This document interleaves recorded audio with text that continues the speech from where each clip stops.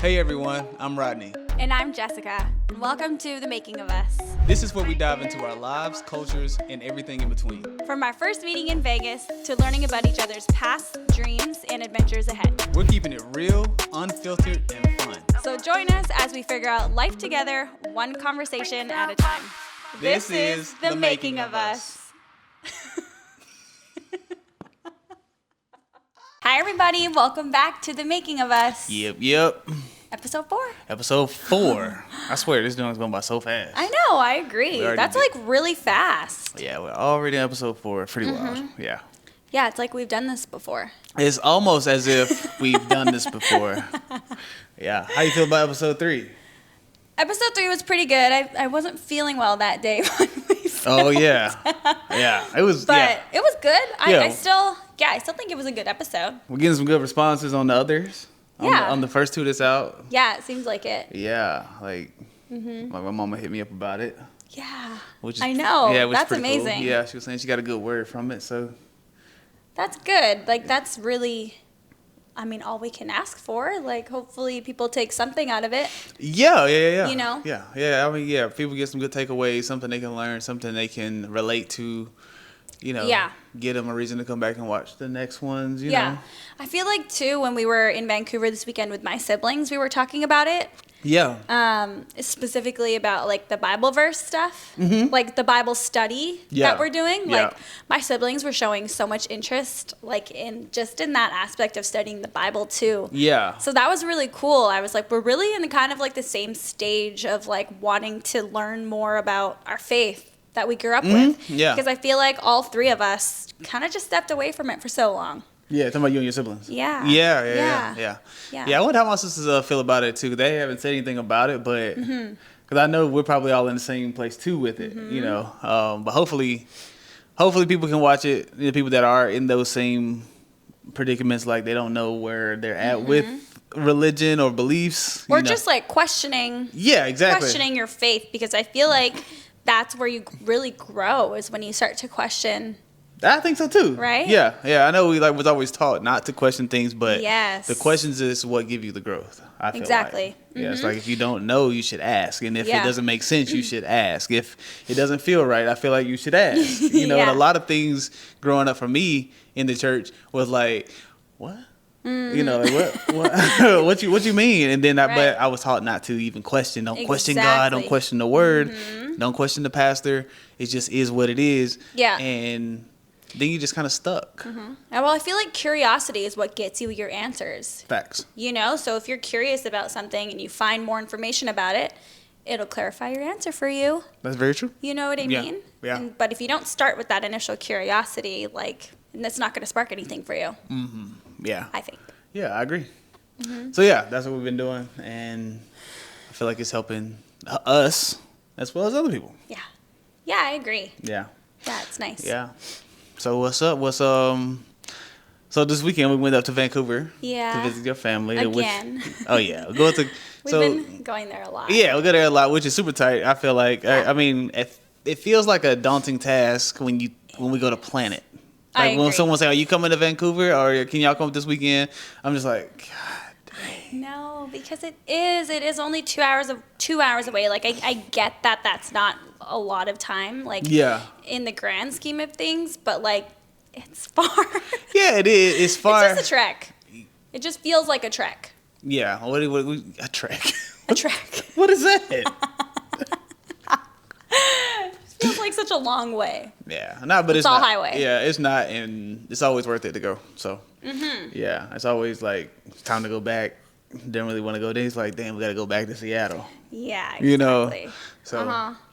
But no, I think we had a good time. It was good seeing everybody. Like, you know, we just seen them like 2 weeks ago, and we're gonna see them again this weekend probably. Yeah, maybe. But I feel like that's cool though to have that, because I've always been away from home.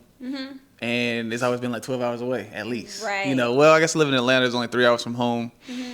But it's always been, there wasn't even an option to see your family. Is what I mean. So like. Right. So this is kind of new for you. Yeah. So having the option to see people that, you know, are family is cool. You know? And I think like as we're spending more time with them, I think like you're getting to know them better. They're getting to know you better. Mm-hmm. Like, really, I don't feel like you have spent a lot of time with them. No. In general. Only the time on the weekends. Yeah. Yeah. Yeah, and so it's really cool to see that, like, I don't know, you guys all interacting and stuff like that. Oh, yeah. You can tell, like, your niece is getting way more comfortable with me, talking way more trash. Oh, my gosh, yes! They're just constantly bugging you. It's so funny. Yeah, I mean, that's cool to me, you know what I mean? Because I'm talking trash right back. Exactly, you know? So, like, we just, so it's cool, you know? Yeah, it's super fun. I love seeing it. Yeah. Yeah, it's cool. Yeah. Mm-hmm. So... You want to speak while we went to Canada? Yeah. So this past weekend, it was November 4th, 2024, and we went to go spend it with my family because, for those of you who don't know, my mom passed away 10 years ago.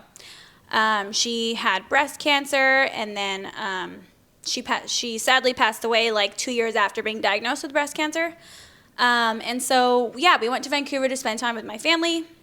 Yeah. And to just be together that weekend. Yeah, because the anniversary was, November 4th? Yeah, November 4th. November 4th, yeah. Yeah. Yeah, so that was nice. I felt like that was good for you to go up with your siblings. Y'all could spend some time together. Mm-hmm. It's just so crazy to think that it's been 10 years. Like, I was 21 years old when my mom died. And, like, that is so young. Super young. Like... That's super young for you and her. Like, how was she? Yeah, she was 54. See, that's wild. See, my mom's not even 54 yet. Mm-hmm. You know what I mean? So I couldn't even imagine. What that was. Yeah. You know what I mean? I know. Yeah. It really was, The whole situation of her, like, getting diagnosed with breast cancer was so shocking. Because she had no prior, like, health concerns before that. Nothing. She didn't have high blood pressure. She didn't have diabetes like most Filipinos do. Yeah. Like, she was generally healthy, got diagnosed with breast cancer, and then, like, that was kind of it. Dang, yeah. And, like, also for those of you who don't know, like, my dad also passed away. So both my parents passed away super young. Yeah. My dad just passed away last year in June 2023.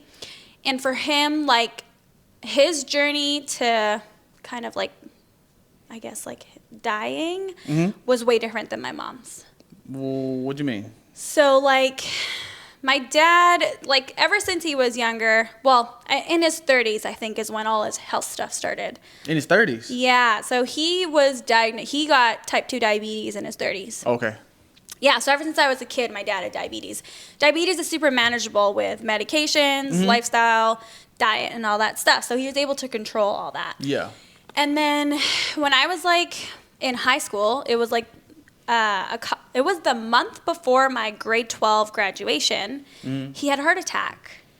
Yeah, and so, anyways, he had diabetes, then he had a heart attack. Yeah. And then he got diagnosed with cancer as well. Oh. Like the same year as my mom. Oh, I see. I didn't know that. Yeah. Dang, okay. Yeah, so the type of cancer he had is like a blood cancer. Yeah, so they had two different, well, obviously, she had breast cancer. She had breast cancer, and he had, it's called non-Hodgkin's lymphoma. Yeah. So it's a type of blood cancer that, he had to get a bone marrow transplant for, which could be super painful. And then, like, when he got that bone marrow transplant, his body, like, kind of rejected it. Oh, okay. So he was, like, really sick. And at that point, that's when my mom passed away. Gosh. Yeah, so he was pretty frail, like, around the time that my mom passed away. But, after that, though, it didn't end for him there. Like, he also, like, after my mom passed away, he had a stroke. And so he was pretty much paralyzed from the waist down. Oh, really? Yeah. Oh, I didn't know that. Dang. Really? No, not at all. He was in a wheelchair. I had no clue of that. Really? At all, I swear. Okay, so this was in, it was in my third year of nursing school, so it was January of 2017. He went on a trip to the Philippines for a whole month. He was going to visit some of his old friends. He went with, like, his sister. Yeah. And I think one of his brothers as well. So anyways, he spent a whole month there in the Philippines, like living, just like living, eating whatever he wanted, obviously. And he was meeting up with some old friends and stuff like that there. Mm-hmm. And obviously, like, I'm pretty sure he was like smoking and drinking quite a bit. Okay, wait, right? Was your dad like a partier? Like, was he like having a good time? I think growing up he was, like, when he was like younger, obviously, he definitely smoked and drank a lot. Okay. I know that. Okay. And then I think when he was in the Philippines this last time, I'm pretty sure he drank and smoked a lot. Like, I don't know for sure, but I think. Yeah. Because every time we FaceTimed, I remember this. Every time we FaceTimed, his face was always like beet red. Yeah. And that's when that's when you can tell that like he had been drinking. Okay. But he always said no, because I was obviously worried about it. Wait, was he on restrictions then though? When he went to the Philippines, was he on like diet restrictions? Well, not like exclusively, but some of the meds that he takes, he was taking, are not compatible with alcohol. Okay. So. Yeah, he was on restrictions, or he should have been, and he was definitely smoking too. Okay. Which, at the same time, I was like, live your life, like, Of course. Your wife died, like, go ahead. Yep. So, anyways, after that month-long trip, he was home in Vancouver for like 3 days, something super short, or maybe even 2 days. It was super short. And then he was going to Vegas to go visit his brother. Yep. And then when he was in Vegas, he had a stroke. Oh, okay. Yeah. Okay. I see. I knew he had a stroke in Vegas. Okay. Yeah. So he was, from what my aunt tells me, like they were getting ready to go out, and then he was just waiting for everyone. He was already ready, and he was sitting down on the couch by the front door, and he had fallen asleep. Yeah.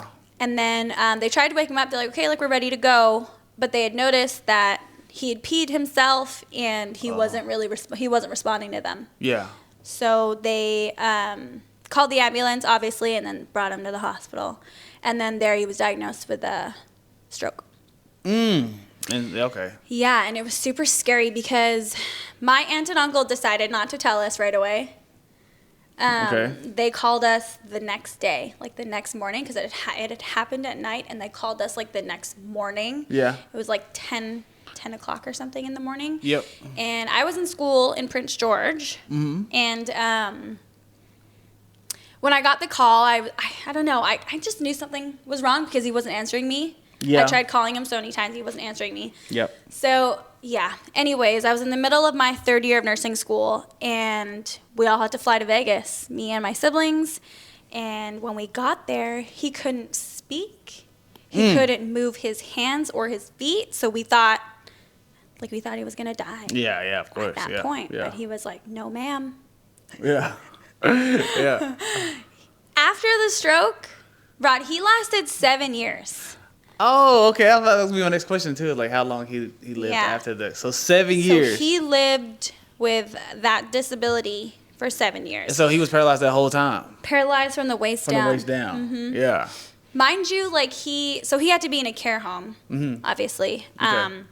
So, like, he just deteriorated from there. Yeah. Because he was in a care home with, like, I don't know, people who are, like, 80 years old or older. Yeah. And the problem was that, he was in his 60s. Yeah, he's 60, like around 60 when this happened. Yeah. The problem was that his mind was intact. That's what I was thinking, too. It's like, so he's still functioning as a 60-year-old, youthful 60-year-old in his brain, but his physical just wasn't there. Yes. Yeah, that would be frustrating. So we tried physical therapy. We did all this stuff, tried to help him like regain all of his like function back, but it was nothing. Like it just didn't come back for him. Yeah. So because sometimes people who have strokes, they can relearn how to walk, relearn how to like do all these things. So that, I don't know, we were obviously hoping for that, but it just never came back. Dang, man. Yeah, like that stuff right there, see, like those things are like so scary to me. Even like as a 36-year-old, I'm just like, what can you do to stop these things? Like obviously you can eat well, you can do this, blah blah blah blah. Can you really though? I don't know. Like if it's gonna happen to you, it's gonna happen. Yeah. Like it's like these random things too of like a blood clot all of a sudden blocking your brain from getting blood. It's just like, just like how that even happened. How did that happen? Yeah. I mean, for him, obviously, he had so many complications as far as like his health. So like that makes sense. But just in general, there are people who end up having a stroke for no reason. Yeah. You know? Yeah, it's like something that's just go undetected. You know, I think that's a common thing to happen, especially in my community. Is like because we don't go to the doctor that often, so it's like we don't know. Yeah. You know, and Exactly.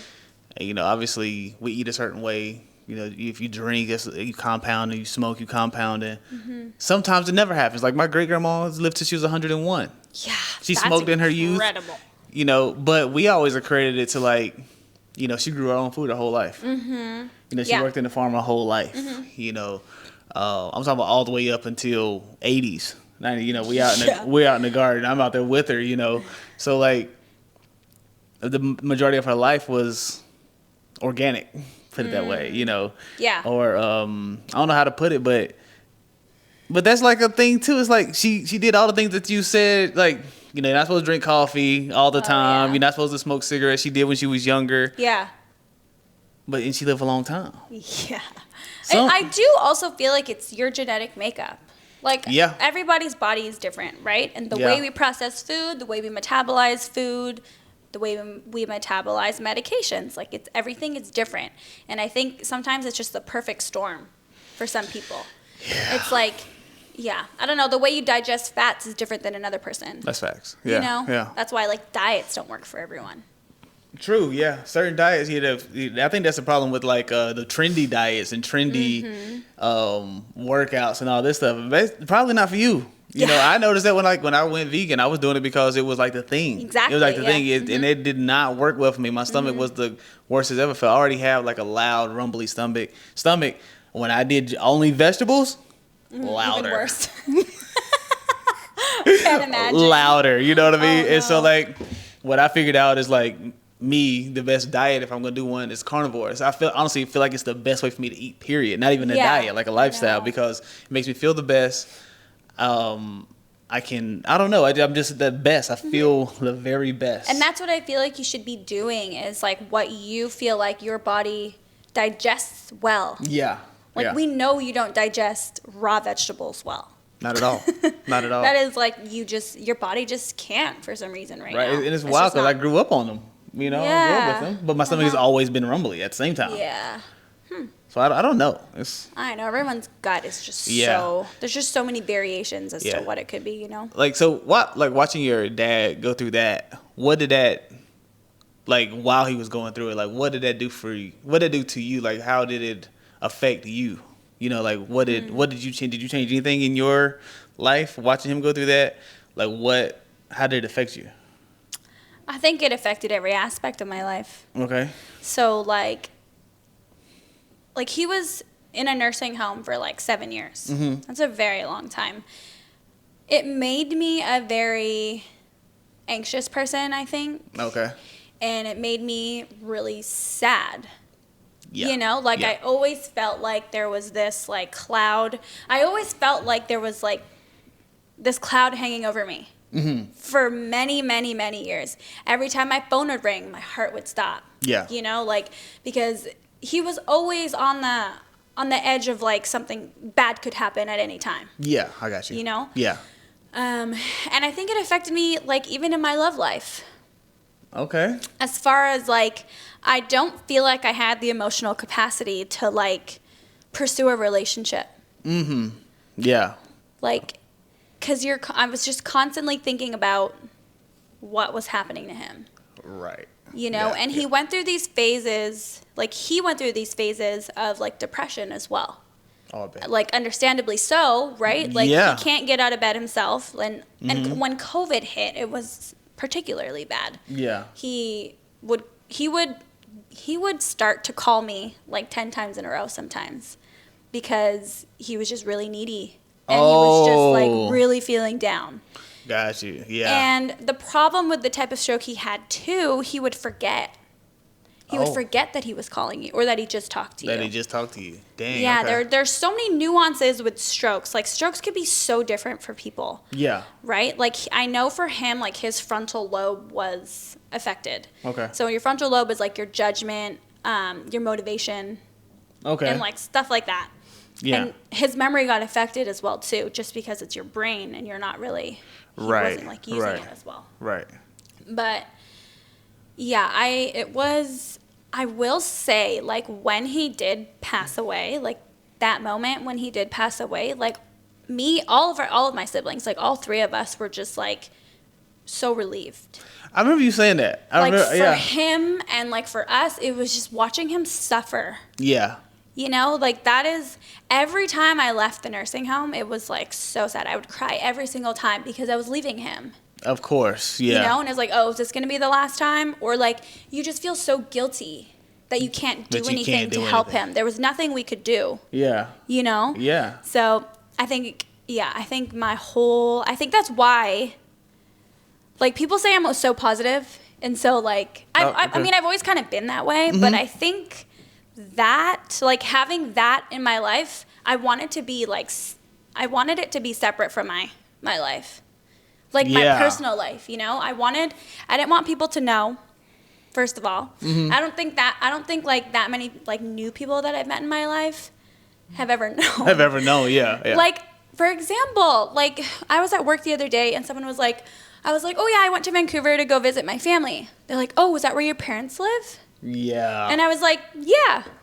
Oh, you just say yeah. And I was like, yeah. No, I said, yeah, that's where my family is. Oh, okay. So you say yeah, but I got you. Yeah, There's so many times where, like, obviously people don't mean to be like that, but I just don't know what to say. Yeah, it's a hard one. It's just like, you don't bring it up in conversation. Yeah, it's true. Like, you know. You don't. It's like, oh, like is that where your parents live? Do they have a house there? Yeah, they do. Yeah. I'm just like, yeah, my parents have a house there.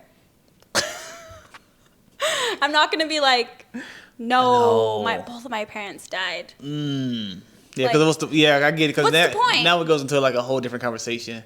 People start, and they're just saying it, and they're saying it in passing too. It's not like a sit-down conversation. Yeah. But that it becomes that if you actually explain, like, well, then it's like, oh my God, blah blah blah. Like, okay, I don't need that from you either, though. I don't need that type of. I don't need you looking at me any different. Exactly. Yeah. That's what I can't.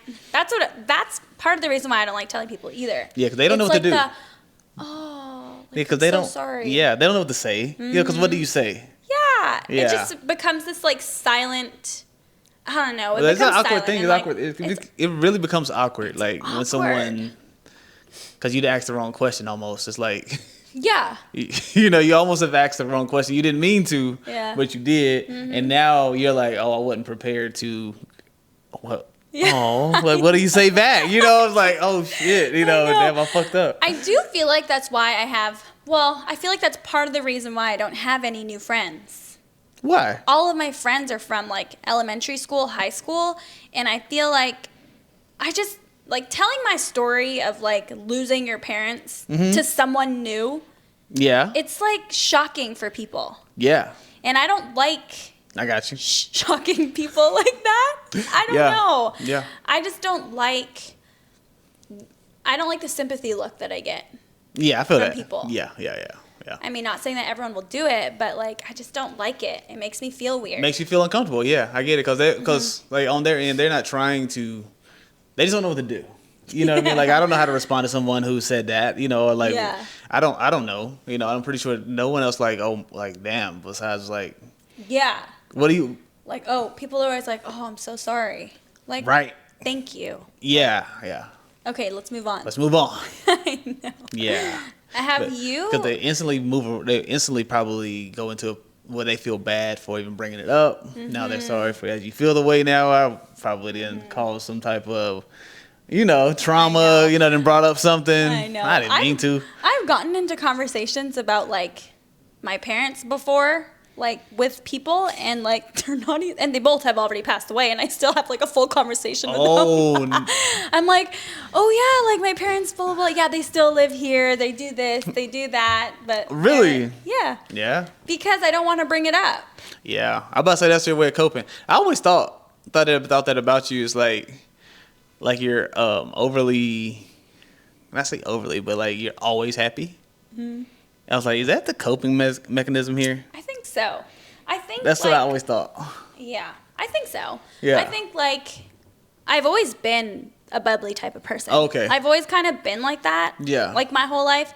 But I think it's amplified now that I'm like grieving. Yeah, I got you. You know? Yeah. But that's not to say like I'm being fake. Like truthfully, like I am bubbly and I do have a positive outlook on life. Like right. that is just yeah. who I am. Mm-hmm. But I think these experiences have like amplified it. Amplified those things, yeah.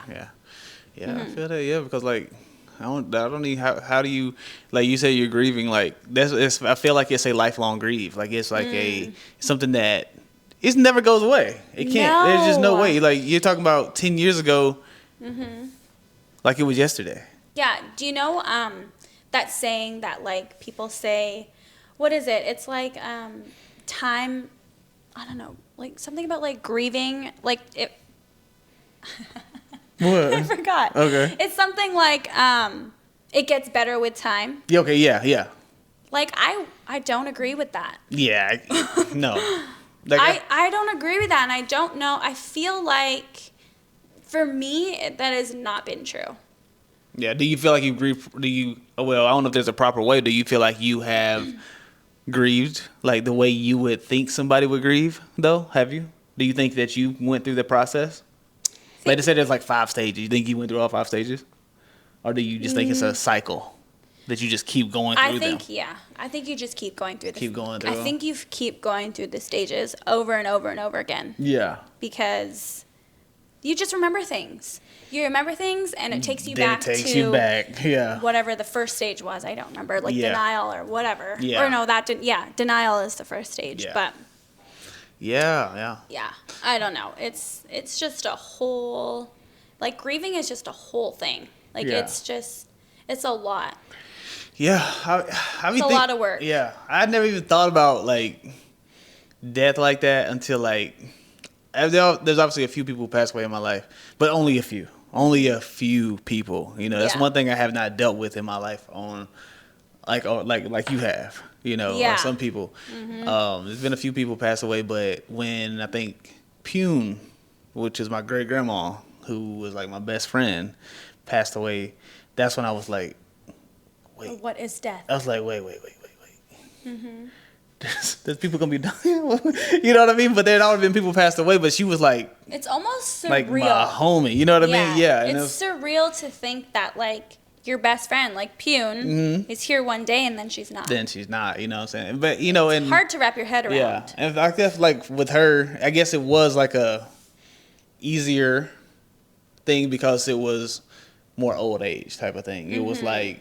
It was like a natural death. Like a natural thing. It wasn't nothing sudden happened. It was just like, all right, I'm out of here, guys. You know what I mean? You know, and that's like a little more peaceful. You know, a more peaceful way to think about it than like something took her out. You know what I mean? To me, that's how I look at it.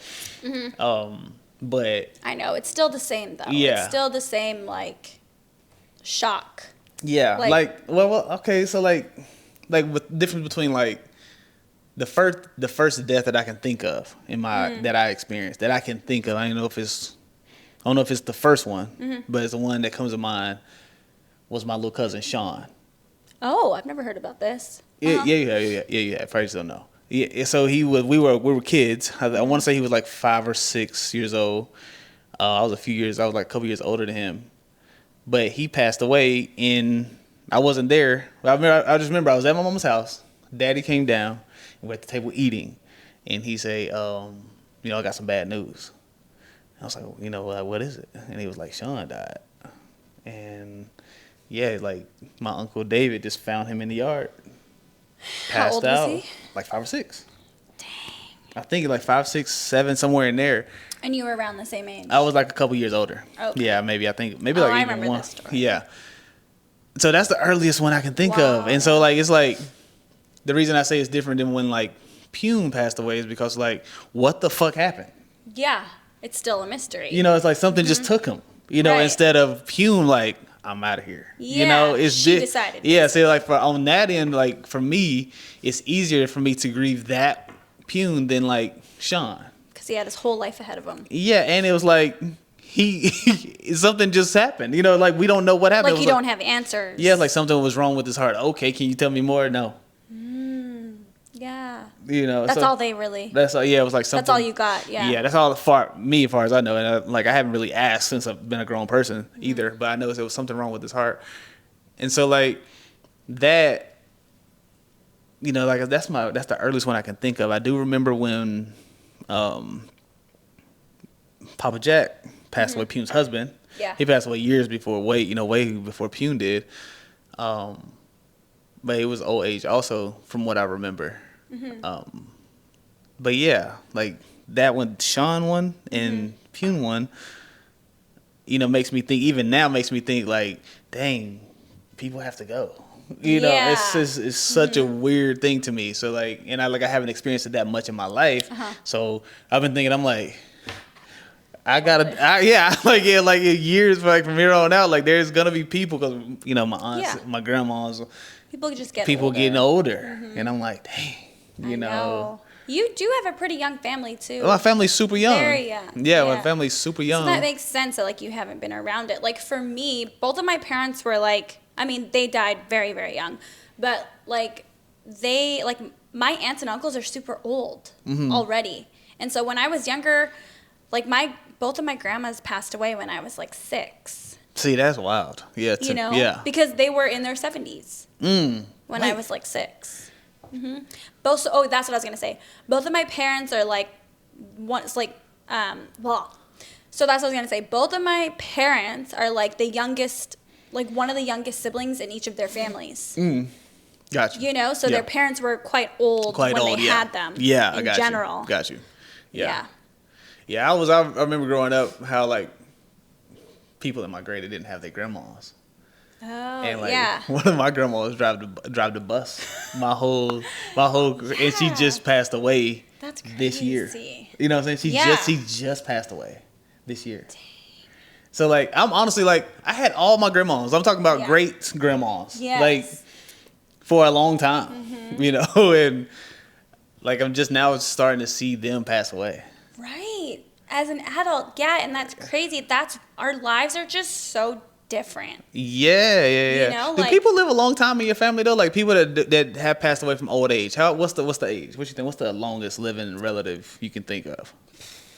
I feel like my grandmas were the oldest. Well, have I had an aunt? I feel like nobody has lived. I could be wrong, and honestly, like people, my cousins and stuff, like let me know. But I feel like one of my aunts right now is like 78, maybe 80. Close. Wait, one of my aunts. That's the oldest you can think of? Yeah, because both of my grandmas, I think, died when they were like 75, 76. Man, okay, yeah. Like my people don't live long. I don't, like, as far as I've seen, like I had an aunt who passed away from cancer as well. Okay. When she was in her 40s. Gosh. Yeah, she was a nurse too. Yeah. Who lived longer, the women or the men? You think? I think the women. Yeah, I think in my family it's the women. The women live because longer. Both of my grandmas didn't have their husbands around. Yeah. Both of my grandpas, I think, passed away when my parents were young. Yeah, that's same with mine too. Like the women have outlasted the men. But you shocked me when you said my grandparents were 70 when I was 6. Yeah. And then it made me think. I was like, dang, Pune was 70 when I was born. Yeah. Wait. And she passed away when I was 31. Holy. What? That's crazy. Yeah, I know. I was thinking, look, I didn't even notice that like growing up. I never thought about that. I was looking. That was the second time I thought about it. It shocked me every single time. But I remember looking at a picture of her holding me, and I was like, that is an old lady. I was like, that is an old lady. In her 70s. Oh my God. She was in her 70s, yes. Oh my God. And she lived 30 years. Yeah. 31 years. Yeah, and I'm talking about live life too. It was me and her. Was mobile. Me and her was out, going places, in the garden, cleaning, doing whatever. Like, you know, she was doing everything all the way up until like she fell. I remember she fell when she was like 96. Dang. She fell. Did she have surgery? Well, I think so, yeah. She hurt her heel. Oh, okay. And it never fully recovered. So she couldn't be mobile as she used to. Yeah. And that was her decline. 96, yeah. 96, and for like the next 5 years, she can move around, but just not as much. That's crazy. And then, good for yeah, her. Yeah. she did her thing. Yeah, she killed it. I mean, that would be a dream for me to live till 100, but I don't feel like I have the genes for it. Yeah, I always say I'm doing it. I always say, every time. If anyone's going to do it, it's you. You have the genes. Yeah, I always say that. I was like, yeah, my grandma's pume, so. Yeah, I'm fine. I had another Grandma Lynn. She was like 99. My daddy's grandma. Mm-hmm. Grandma Lynn, I want to say she was 99. She could have been 98, but she was close to 100. Yeah. Yeah. That's amazing. She did her thing too, yeah.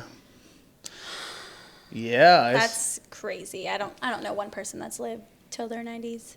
Really? Mm-hmm. Man, yeah. At least not anyone that was related to me. Yeah, I feel you. Yeah, my people don't live long.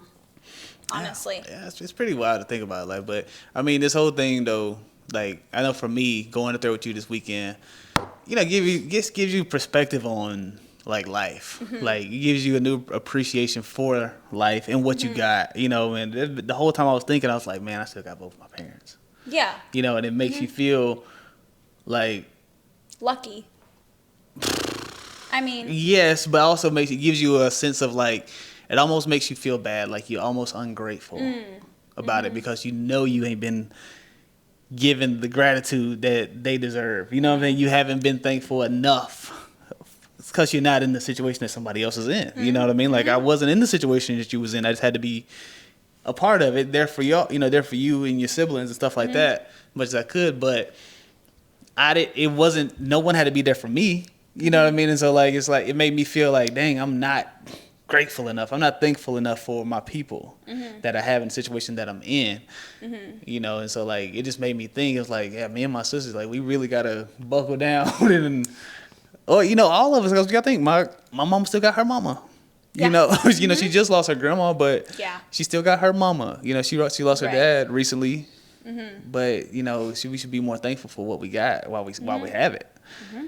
And yeah, that's what that did for me this weekend. I was like, man, dang. Yeah, it did. Like, opened up something else. It did. Yeah. Yeah, I could see that. I know it is like shocking. It is shocking to think about. So, yeah, it is, man. It's like, it's crazy to think that, like, I lost my parents both in my 20s. Mm-hmm. Like, I was still technically I was 29 when I lost my dad. So like I lost both my parents before I was 30. Yeah. And like, that is not normal. I don't think it's normal. It's not normal, and I know it happens, but yeah, it's not. It's like no one should have to go through that. I feel like that's what I'm saying. It's like, I hate using the word should because you don't know what the plan is. Yeah. Mm-hmm. But it just seems as if no one should go through that. It just seems that way. It seems so surreal. Yeah. That happened to me. I mean, to them too, obviously, but like, damn. Yeah. Really, like, both of them. It's almost like it makes me think back to like my childhood and stuff. Like what? Like what you got? Well, just like, had I have known. I mean, nobody knows. Nobody knows, yeah.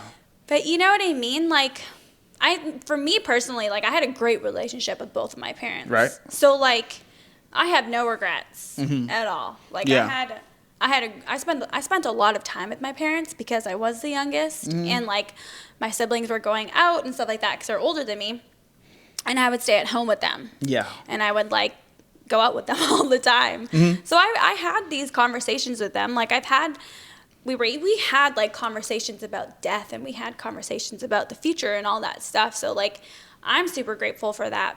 But I know like some people probably aren't able to have those conversations if their parents pass away like suddenly. It's true. Yeah, it's true. Like, that's something like I hadn't even thought about until like, honestly, until you kept you were saying like 10 years coming up, before that too, because I knew you had lost both of your parents, and so it made me think about mine. But when it comes to like me and my siblings, we've never had a conversation about our parents passing away, because it's just like, why would we have that conversation? It's like, why would we have that one? But it's like just something we never even thought to even say. Think about it. Yeah. Yeah. I think like the first death that really, I think, affected me was when I was 18, maybe 19. It was when my best friend Tessa passed away. So she was diagnosed with brain cancer when we were in grade 9. Yeah. And she fought it until a year after high school. Okay. And she struggled. She had surgeries. She did chemo. She did radiation. She flew somewhere, I think it was in Montreal, to do a clinical trial for a treatment. Oh, okay. Because I think she had a really rare type of brain cancer. Yeah. Anyways, she had passed away a year after high school, and I was playing basketball in university. And that was the first time that I had ever been affected by a death. And that was really hard for me because we were super close in high school, all of high school. She was one of my best friends. But after high school, I was busy with basketball, university, stuff like that. And I knew she was sick. Mm-hmm. But one of my biggest regrets is I didn't go to visit her in the hospice. Oh. Mm-hmm. I was scheduled to visit her. Mm-hmm. I think later on in the month, I believe, because she died in January, and I was gonna go, and then because I'd planned it. Yeah. And I had seen her in December at her house. Okay. But things really took a turn after that. Okay. She ended up in hospice. Yeah. And I didn't go visit her. Wait, did you not go or did you not get the chance? I didn't get the chance to because that's two different things. Just because I was super busy. Okay, yeah. I was working and I was playing basketball and I was in school. Gotcha. Yeah, but it makes you think I should have made time. But I should have made time. I know, I did. I know. Yeah. But I just wish I was there at the end too. Yeah, I hear that. Yeah. Because I remember getting a text. Oh. Yeah, and she had already passed, and I was like, oh fuck. Man. And and then okay. So I don't think I've told you this before. What? But after she had passed, the guy that I was dating at the time, he was in Toronto. Okay. That's where he played basketball. Mm-hmm. He had flown back for the funeral and stuff like that. And her parents, so me, him, and then his twin sister and Tessa's boyfriend. Okay. Her parents asked if we wanted to go see the body. Before the funeral, because they were having a closed casket funeral. Why? They just wanted to. Okay. She changed a lot? She had changed a lot? Yeah. Oh, okay. So the four of us Y'all went? pull up to this funeral home. Okay. Okay. And they escort us into this room. And I didn't know what to expect, actually. I just remember being very sad. Yeah. Obviously. Yeah. And in this room, it was a long room, and there was a bench on this side of the room, and on the other side was her casket, open. Okay. So, you get into this room, and it's the four of us, and I was shocked. I had never seen, I guess I've seen one for funerals and stuff like that, but I had never been enclosed in a room like that with a body. And I could not, I was shaking.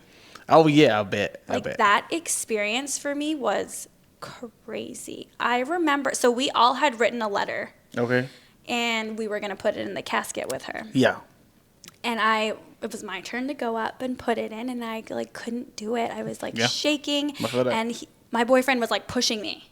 Mm-hmm. He was like, "Oh, come on, you're gonna regret not doing this, blah blah blah." And then I was like this. I was full, my whole body was trembling because I was it was so crazy, and I still have the image in my head. It was so crazy. Yeah. Wow. I couldn't sleep for days after that because it was just so traumatic to see that. And then you know what I did after? I drove straight to my basketball game. Yeah. I played a basketball game. Yeah, I can see that. That sounds like something I would do. Yeah. That sounds like something that I would do. She was a basketball player, so I was in my head I was this is what she would want. Yeah, she would you know what I get mean? out there. She would want me to. Yeah. But That was probably one of the craziest experiences of my life. I was 18. Yeah. I've only been to, I want to say 2 funerals. I'm not going to a funeral. I'm not going. No. Yeah. 2. Who was it? Punes? Mm-hmm. And? I went to when I was super young. I remember who it was. It was my mama's friend's mama. Your mom? My mom's friend's mama. Yeah, it was. I think his name was Nicole. It was her mama, and I went with my mama to the funeral. Super kid. I was a kid. I don't really know. Yeah. But like when Pune passed away, I went to the funeral. She told me. She told me. Pune did? Yeah, because she knew I didn't go to funerals. Yeah. Because I didn't go to Papa Jack's funeral. I didn't go. She was like, "Why you ain't want to go?" I was like, "I just want to remember him how I remember him." I remember saying that. I was like, "That's just I just want to remember the way I remember him. I don't want to go." Oh, I didn't tell you before. I don't like funerals. Yeah, you told me. Mm-hmm. Oh, but Pune's funeral, she told me, she's like, "Well, when I go, you better be at mine." She literally told me that, like years before she passed away. Yeah. But so I went. I think I sat on the 4th pew of the church. Yeah. I didn't go past that. You didn't go any closer? Nope. No, I could see her from there. I was like, that ain't her. Yeah.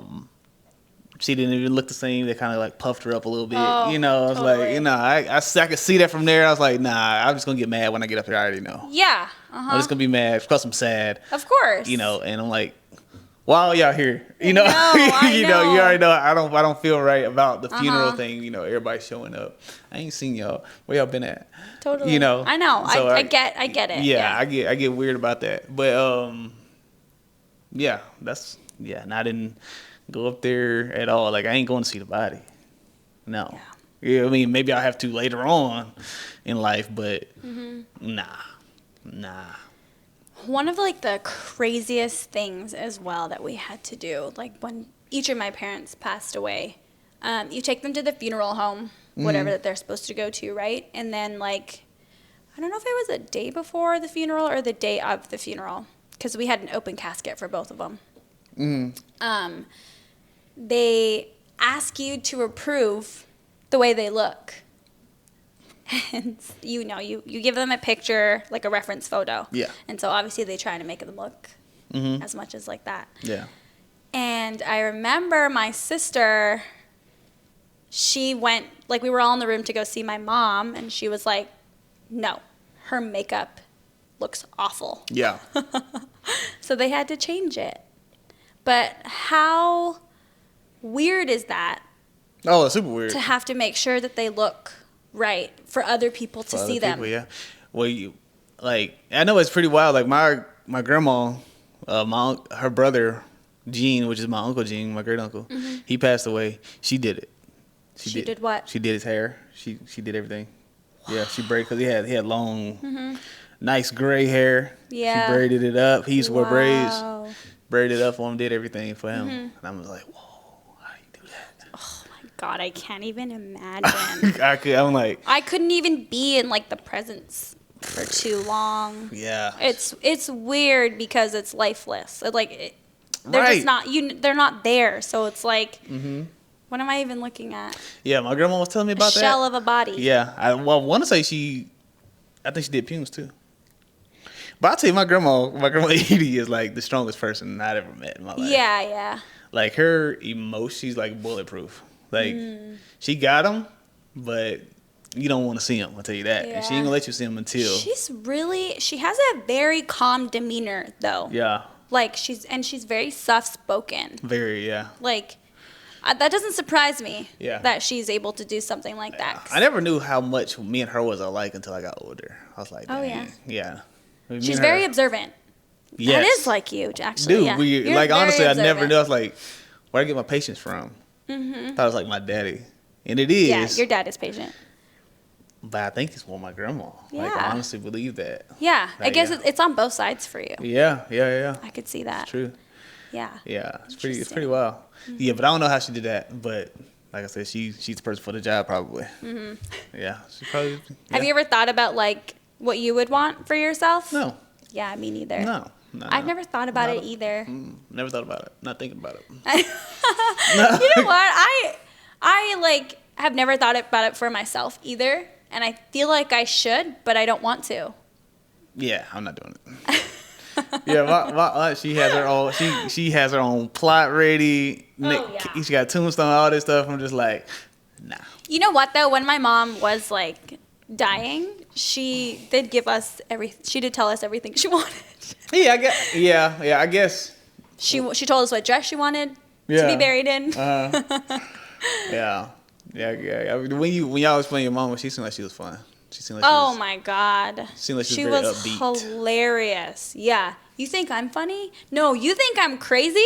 Yeah. Like hyper and crazy? My mom was 10 times. Yeah. Yeah, she was so loud. Her signature, like if you ask any of my cousins, any of my friends, her signature thing was like her laugh was so obnoxiously loud. And if you were around her when she was laughing, she pinched you. She pinched you, yeah. Or she grabbed your hair and pulled it like this. She'd be like, ha, ha, ha, ha, ha, and she would pull. You think I'm kidding, but I'm serious. No, because I know people like that, yeah. All of my friends have experienced it, like all of my cousins. It was her signature thing to like pinch you so hard or like, like you had to laugh. Yeah, you had to laugh. Or did you see this weekend when your sister pinched your ass when she was laughing? Yeah. He got so mad. He got mad. He was like, because you got to stop that. She actually tries to pinch and like hurt. Like my mom would just like grab your arm like that. You know what I mean? Yeah, she pinched me this weekend. Yeah. I was like, hey. So my mom was like so like silly like that too. Mm-hmm. Like when she lost her hair during chemo and she had a wig. We would be at a stoplight in the car, right? Yeah. And she had her wig on. She would look over at the person beside us and she would go like this with her wig. Oh my God. To like scratch her head and they'd be like, and she would just laugh. She would just be like this. She would be like this. And then she'd put it back on. She'd be like, Crazy, yeah. Yeah, and it was so funny. Yeah, you got to appreciate those people who make the light out of anything. You know what I mean? They just make the most out of every situation, no matter what. Mm-hmm. Yeah, now you're going to let you be. Yeah, those people like that almost don't even let you be sad or let you be in a bad mood for long anyway. You know, they get you out of it no matter what. I feel like. It's always good to have those people around. I feel like that's the person that I'm trying to be. Yeah. You know? I feel that. I mean, I feel like naturally I am that way. Yeah. I like to make people laugh. I hear that, yeah. But, yeah, I definitely get that from her, I think. Yeah. I mean, I've told my friends before, you definitely remind me to be happy because I will get into my head and not be happy. You know what I'm saying? But it's hard to not be happy with you around, so, yeah. I'm happy you're happy. I'm glad you're happy. We're going to say that every episode now. Yeah. Okay. Anyways, enough about that stuff. Yeah.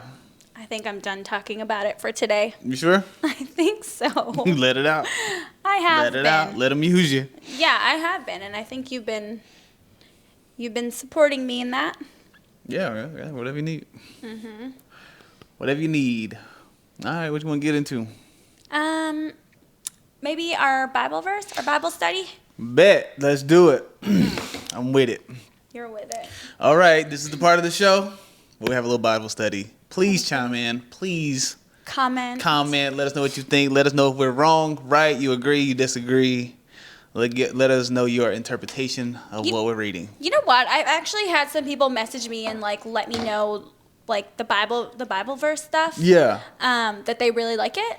Oh yeah. Okay. Yeah, because I think most of the people around me grew up Catholic as well. Okay. And a lot of us have kind of stepped away from the faith a little bit. Mm-hmm. So yeah, I feel like we're getting a good response on this. People are interested in that. Yeah, I hope. I mean, honestly, I think it's cool. Yeah, I think it's cool. I hope we get a group of people that will just join us, and we can make this a thing for real. Because I feel like it's a good way just to get back in it, learn. You know. There's some good reminders sometimes too. Yeah. And I mean, the last two have been some good words, and we're gonna see what this one is about. Yeah, we actually read one on November 4th. That's true. Yeah. We're actually doing it not just in front of the camera. So yeah, that's true. Yeah, we did. That's pretty cool. I was thinking, I was thinking about that. I think it was, could have been yesterday. I was like, damn, we should probably just read the Bible verse every day. Yeah, we should. Not just, like we've did it outside of here, but it's not like a constant everyday thing yet. Mm-hmm. We work up to it. In elementary school, we had what's called a prayer partner. What y'all do? Pray together? I think that was the intention of it, but like prayer partner was like your buddy. Did you have like a buddy like that was older than you or younger than you? Like the grade 7s were paired with like a grade 1 maybe? Or no. Kindergarten? No, I remember. Did you have buddies? No, I remember that. You know what? I did. You did have a buddy. I forgot. You did. When you're like in grade 1, you have like a grade 7 buddy or something like that. But these were high schools who come down every so often. Like I think I remember. Dang, that's true. It was only like for like 3rd grade though. Oh, the high schools would come down. And you'd have a buddy. Yeah, it was Shanna. I think Shanna Thompson. Shanna Thompson. Anyway, is the girl Kelly I told you, like my high school sweetheart. Yeah. It was her older sister. Oh, cool. Dang, I always forgot about that. Dang, I just remembered that. Yeah, she would come down and she was my like buddy. What would you guys do together? I don't even remember. Like maybe some math questions or some shit. Yeah. I don't know. That's what we would. So ours is right. Ours in a Catholic school was called the prayer partner. Okay. And we would go to church. I can't even remember. Maybe once a month now, or for special occasions. I can't remember. And you would sit with your prayer partner, or like they would come into our building, like the. What do they call it? The smaller building. I don't know. The younger kids building. Okay. And the annex is what we called it. The annex. And they would come and we would read we would read a story of the Bible. Or they would read it to us. Yeah. Yeah. Dang, that's pretty cool. I forgot all about that. Yeah. We had that. I went down and just read. I didn't have like a partner. We didn't have the partner thing anymore, but I remember going down and reading. They'll have the football players go down to the elementary. Yeah. And read to the class. Yeah. Uh-huh. Yeah. And I remember reading in front of the class one time. I was so nervous. Aww. I'm reading like a 3rd grade book. I'm nervous. I'm so nervous. Aww. That's why I get nervous in front of reading period. But public speaking, I'm already. But reading, I don't, for whatever reason, wasn't your thing. No, I was always scared to read in front of people. Yeah. Scared me to get made fun of or something. Aww. Yeah. I won't make fun of you. You? I won't. Anyway, Let's get to the Bible. I'm about to read this Bible verse for y'all. Don't be nervous. Don't make fun of me. Don't be nervous. Anyway. Your voice cracked. Anyway, I'm nervous. No, I'm joking. You want me to read it? No.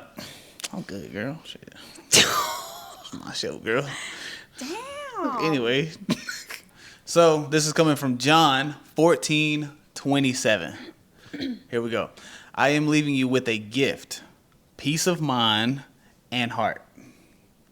You good? Mm-hmm. All right. And the peace I give is a gift the world cannot give. Ready? So don't be troubled or afraid. Wow.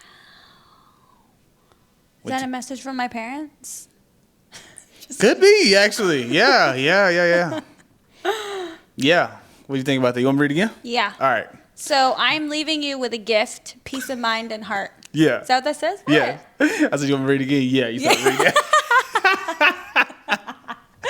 it. Yeah. I'm leaving you with a gift, peace of mind and heart. Yes. Wow. Peace of mind and a heart? And heart. Not a heart. A heart. And heart. Yeah.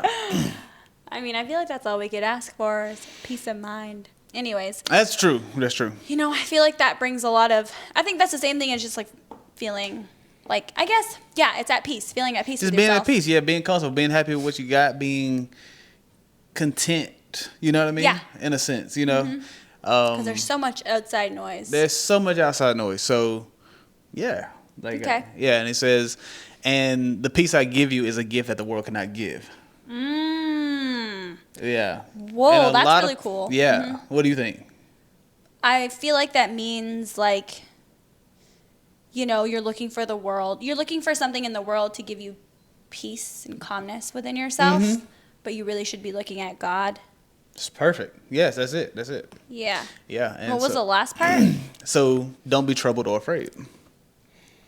Yeah. So everything, well, I mean, what I get from it is he's given us peace of mind and heart, you know. And most of us, a lot of us, if not all of us, we're looking for peace in the worldly things. And everything other than And everything God. other than God. Yeah. Yes. So we're, you know, searching for, you know, if I go and get the FX30, you know, camera, like I'll be content. I'll be happy. I'll be able to do this when I should have been, you know, even though I do, you know, feel like I didn't need those things, but you know how much I harped on it? Yeah. You know, it's like how much it stressed me out when it shouldn't have. You know, me not having the things that I feel like I need shouldn't bother me that much, because if I would have turned, you know, and been up on my prayers, been up, you know, been talking to God more, you know, more often, maybe I would have been at more peace, you know. Yeah. And speaking from my perspective. Yeah. You know? I hear you.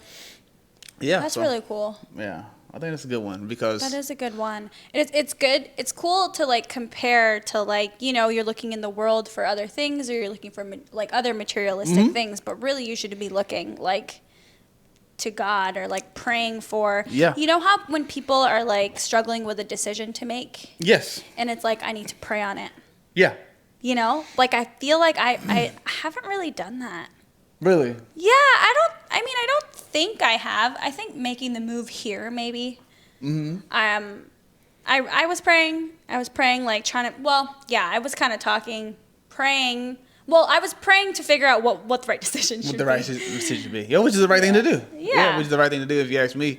Yeah. I mean, let's talk about the equipment again, right? Yeah. Like I've been harping on this since we moved here. Since before, I've been wanting this specific equipment. Yeah. And it took, what got me to say, F it, I'm going to get it, is by praying on it.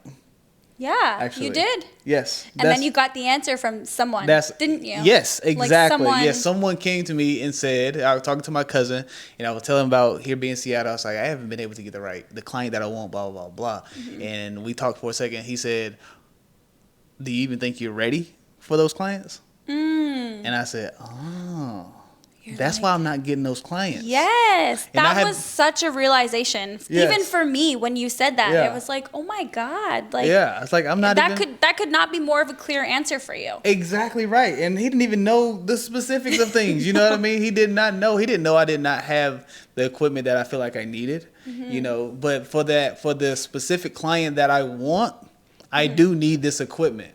And those clients I am not getting right now. And you mentioned that to me the days before that. Yeah. You were like, if a client comes to me and wants this, I don't have it. You're like, very true. I cannot produce what they want me to produce. And I was like, oh. That's true, yeah. And then a couple days later, you ready? That. And he's a pastor, right? No. Oh. No, he's a football coach. Yeah, you got the cousins I'm thinking of the other one. You're thinking of They're Joe. both Joe, right? No, Joe is... Yeah. Who's Bank? Yeah.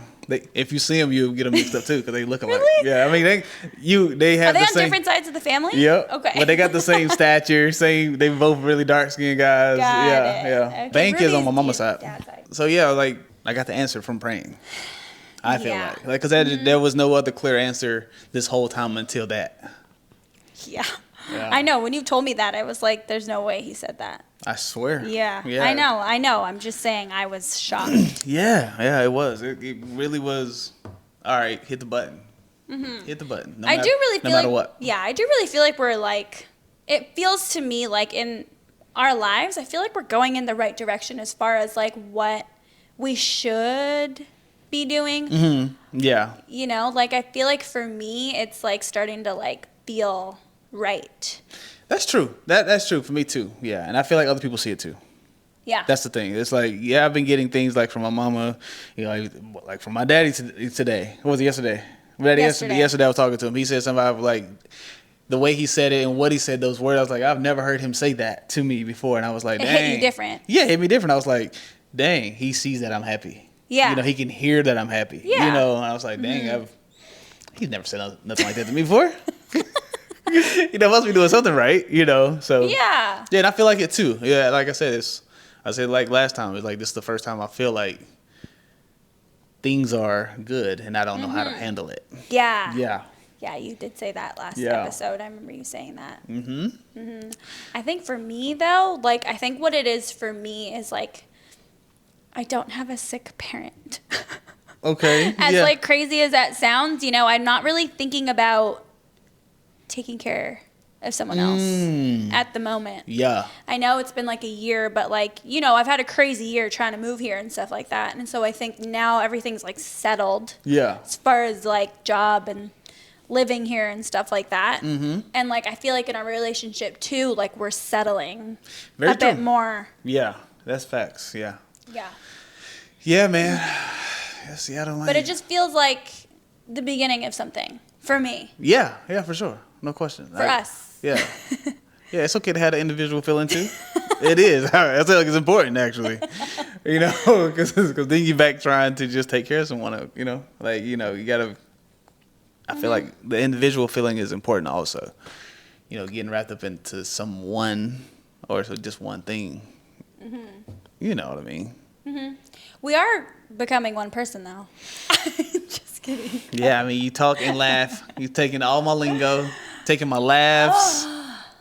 I don't know. I don't know why that happens. It just happens. I mean, It just happens. I mean, who else would you talk like? I think I'm just like... Who else would you want to talk like? Just adopting all of your, like, lingo and your mannerisms. It's a fact. It's a fact. It's a fact. They say once. They always say this is things like when they say when a girl starts talking like you got her. You got her. Like, you hypnotized her. You got her. I'm officially hypnotized, guys. It happened. It's so funny. I'll show you. There's a meme that says that. It's so funny. That's hilarious. So funny. Yeah. Yeah. Oh, I love it. Yeah. I love it. All right. You want to touch on?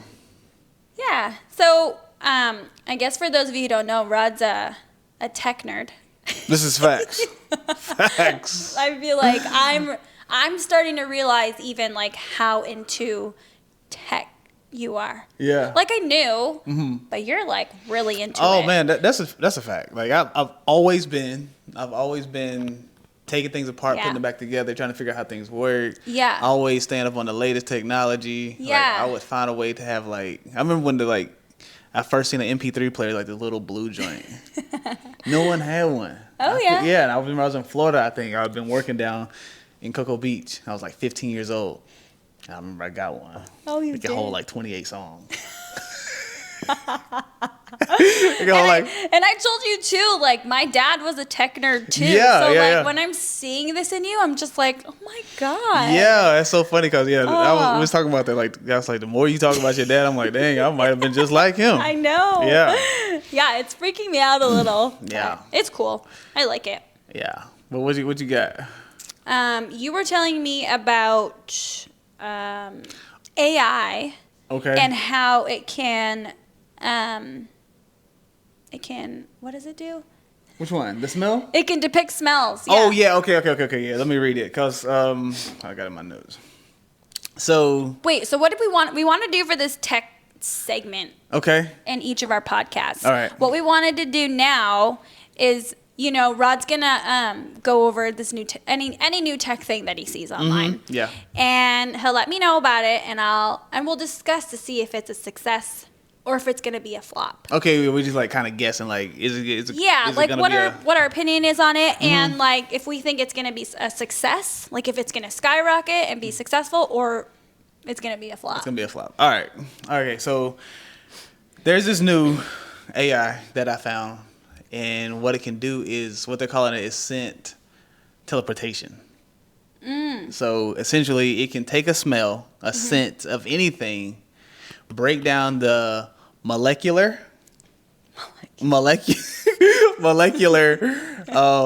parts of it, and replicate it.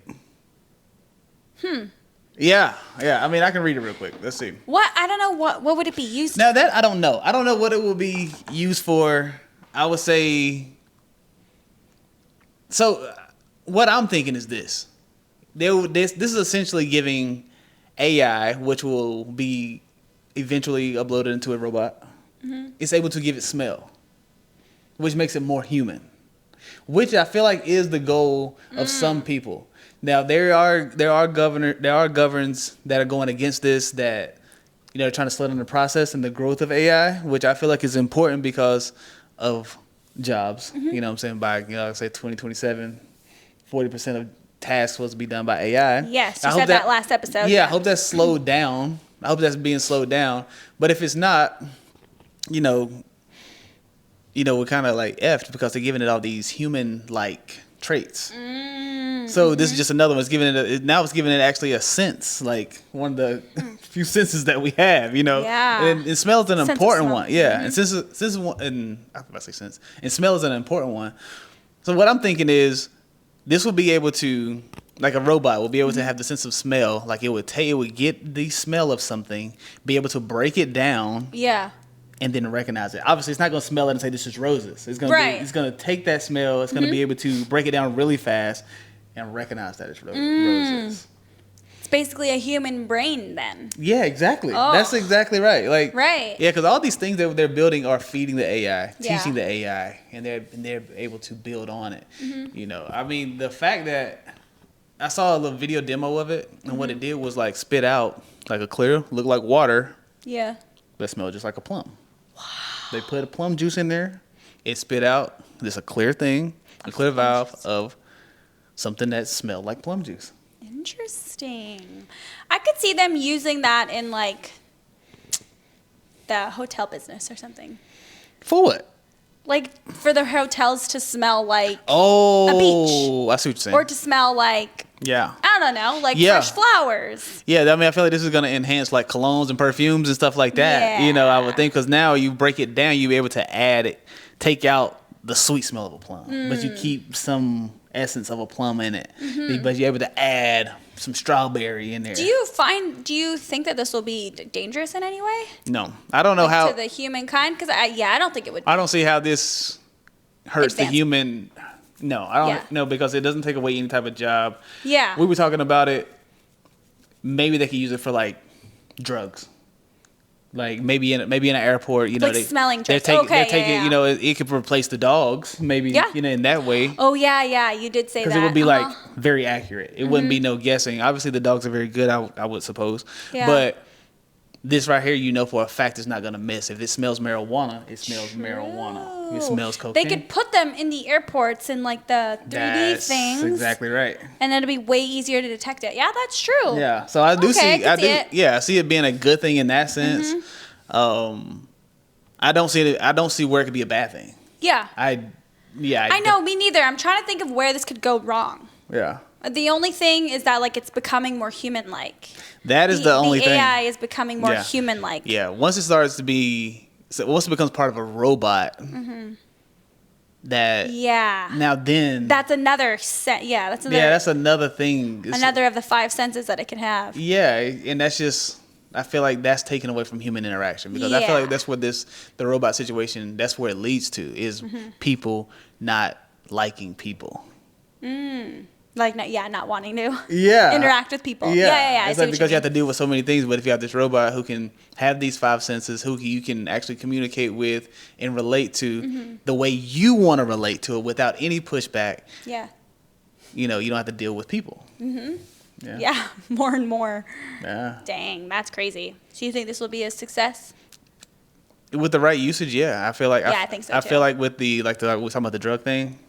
Yeah. I feel like with those type of applications, I feel like it will be success. Yeah, but someone's gonna use it for something bad. I just know it. I can't think of it, but I know that this is gonna be used for something bad. I just know. The more advancements we have, people are gonna be. I mean, people just do crazy shit. I mean, I can't figure out how. You could bootleg like colognes. Like you could start stealing colognes. Yeah. Like it's true. You can start stealing things. Like the cologne. Yeah, I guess the cologne and perfume business will go out of business. It could, because there's already really good dupes out there. But just imagine a perfect dupe. Oh yeah, it'll perfectly replicate Baccarat. You know what I mean? In that case, then then you got some bad things going on, but ain't nobody mad at that though. Yeah, ain't nobody mad at dupes right now. No, that's true. That's very true. Something to think about. Yeah. That's cool though. Yeah, I think it'll work out. I don't think it's a flop. No, I don't think so either. Yeah, it doesn't have that many applications that I can think of right now, but I don't think it's a flop. Yeah, I agree. Yep. Okay, do you have anything else on the tech side of things that you know? I've been using this music AI. Yeah. It's called Suno. I didn't put this in my notes, but I was just thinking about it earlier today. Mm-hmm. It's getting so good. Like, it's getting really good. So if you don't know what Suno is, Suno AI is a music AI that creates music from prompts. So you go in and you say you need a jazz song with soft piano with some strings. You just type that out. You just type it out, press enter, and in less than 10 seconds, you have a song. You're talking about a 2-minute and 30-second song too. Nothing and if you want vocals, you can type the vocals out, the lyrics out, and then you have a singer, you have a rapper, you have whatever you want. You have a female. You type female rapper, you have a female rapper, and it's typing what you write and the type of record that you want. And this is a huge success, by the way. This is never gonna flop. This is gonna be huge. It's already huge. I agree. Because you can go ahead and make. You can make. I forget what they're calling it, but you can save the style now. This just came out like yesterday. You can save the style of the song that it creates. Or the beat, yeah. Yeah, you can save that, and then now everything you write, say you like it, and say you can't do this. Say you wanted a Justin Bieber type record. So by the way, you can't write names. You can't write you want a Justin Bieber record. You can't do that. But say this record right here, you like it because it's a Justin Bieber type record. You can save that, and then the next one you like, okay, this brand new song, but the way this Justin Bieber one like that genre. Yes. So the whole style, the voice, the inflections, you can save that, and now you can put together a whole album. You could before, but it would probably sound a little different. But now you can make a whole album with the consistency of that vibe. Yeah, to make it cohesive. Yeah, exactly. Like a cohesive album. Yeah. That is so mind blowing to me that that's even possible.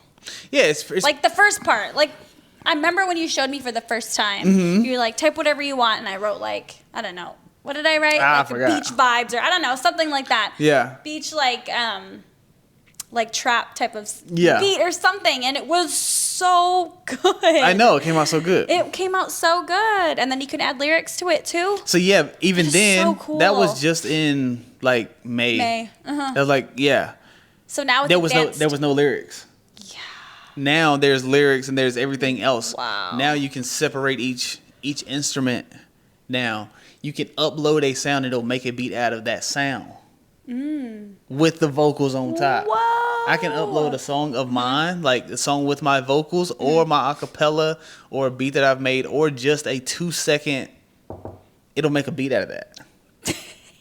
It'll make a beat out of anything. That is so cool. So for me, I feel like it's pretty crazy because now you can collab with it. It gives you a chance to, go through some ideas that you ain't never thought of. Yeah. Get some ideas out that you've been trying to get out. Say you have thought of it and you can't get it out. You can type it and work the AI, keep working until you get that idea out. Yeah. Yeah. I love that'll be super helpful, I think, for people making music. Yeah, for sure. Yeah. I've seen you make a whole beat out of it.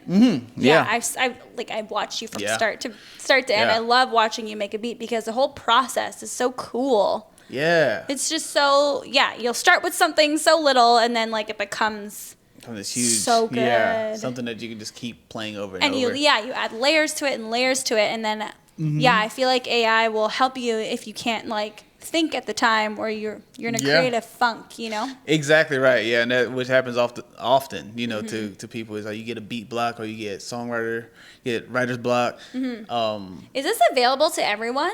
Yes. Or do you have to buy it? Yeah, I mean, okay, yeah. So there's a free version which you can't use commercially.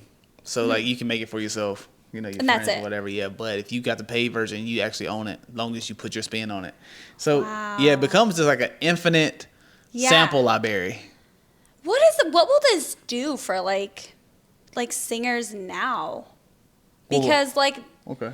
I feel like maybe you're always going to question if this is an authentic beat from them. Yeah, so like music purists hate this, you know what I mean? It's like people who are just like into the music, into the craft. Yes. You know, it's always those people Totally. who are like, no, it has to be a actual drum set and someone has to play it. It's going to be those people. But, you know, we've evolved past that for years and for so long. But there's always going to be people who, like my age, going to hate the AI because we used to have to go find these actual sounds. We used to go buy these sample packs.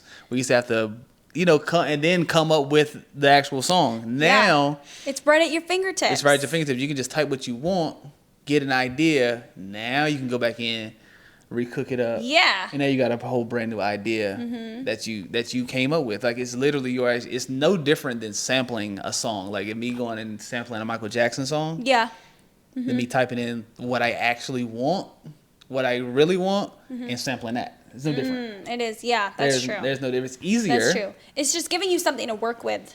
Yeah. To begin with. Yeah. Right? And then you work off of that. Yeah. Which still is using your creative side. Definitely, yeah. It's still, yeah. Definitely. Yeah, I feel like it's just the way it's being produced is different. Yeah, I know there's some people who think it's taken away from creativity, but I feel like it's expanding because you have to be. The stuff is so good out of the Suno that you have to. It really exposes how good you might be, or maybe how good you really might not be. Yeah. Because maybe you can't take this any further. You know what I mean? Like, you hear the beat and you're like, okay, it's good how it is. I can't do nothing with it. You know, and there's been times where I've been like, I don't know what to do with this. I'm like, I think this done. I can see that too. I think this done. It's so good. You're like, this is exactly what I wanted. This is what I wanted. I don't want to do anything else to it, but I think. You're right. It'll expand your. It'll challenge you. To do more. Yes, exactly. Wow, music. It really is changing music. Like, who would have thought in this lifetime? I know. Music would be revolutionized. Like, I really didn't think so in our lifetime. Like, I mean, we've seen music evolve pretty heavily. From like the 90s. From the 90s to now. To now. Oh my gosh. Yeah. But we're gonna watch music revolutionize again. Again, yeah. In our lifetime. Yeah. Like that's pretty crazy. Yeah. So many ways that we've watched music revolutionize. With the major one, I think, is the way we listen to music. Exactly. Yeah. We used to have Napster. Even before Aries. that. Before that. Oh, I don't remember the names. CD players, got Walkman. In the 90s, they was Walkmans. Yeah. Then they became CD players. Oh, I see what you mean. Yeah. Then it became MP3 players. Oh my God! Remember when we used to burn CDs? Yeah. We could go from LimeWire. Y'all had LimeWire? Yeah, LimeWire. Yeah. Illegally downloading music, added to the MP3 to just on your phone now. At your fingertips. Yeah. And you don't even have to buy it anymore. You have your monthly subscription, and now you just have every song at your fingertips. And now AI is going to be on like phones, right? What you mean? Like, you're talking about like Apple Intelligence. Apple Intelligence will be on your phone. Apple Intelligence, yes, with the new. But I was thinking, like, with this Suno. If you just wanted to listen to like a certain type of beat, like you're not making it, but if you wanted to listen to a certain type of beat, you could just type in. So I see this. Like whatever you want. A lot of people are just using it for that, and it'll just play and play and play, and that's what you can listen to like mindlessly. Yes, exactly. People have background music all the time. Yeah, people are making their music that they want to hear now. That's the thing. It's like the regular consumer, if they don't like what's being produced right now on the radio, you can go get Suno right now for free. Or you want to do the paid version, you can just go and make the exact music you want to hear and listen to that. Yeah, that's crazy. Yeah, that's crazy. It's crazy to have at your fingertips because I feel like even now, like the other week when we were at the gym, I was trying to figure out what to listen to. I was on Spotify. I'm trying to find a playlist that I like. Yeah. It took me a while. I was like, I just want to listen to some like trap ass beat so I could squat. Like, there you go. You know what I mean? You could have took that. You could have typed it in a prompt. Yes, exactly. I need a trap beat to work out to, and it would have came up with something. Yeah, like a ratchet ass. Like, there you go. You know? Yeah. That's what I was looking for on my phone. I'm like, yeah, man. Yeah, it's pretty wild what they've come up with, and now the crazy part is starting to happen with video. Adobe just came out with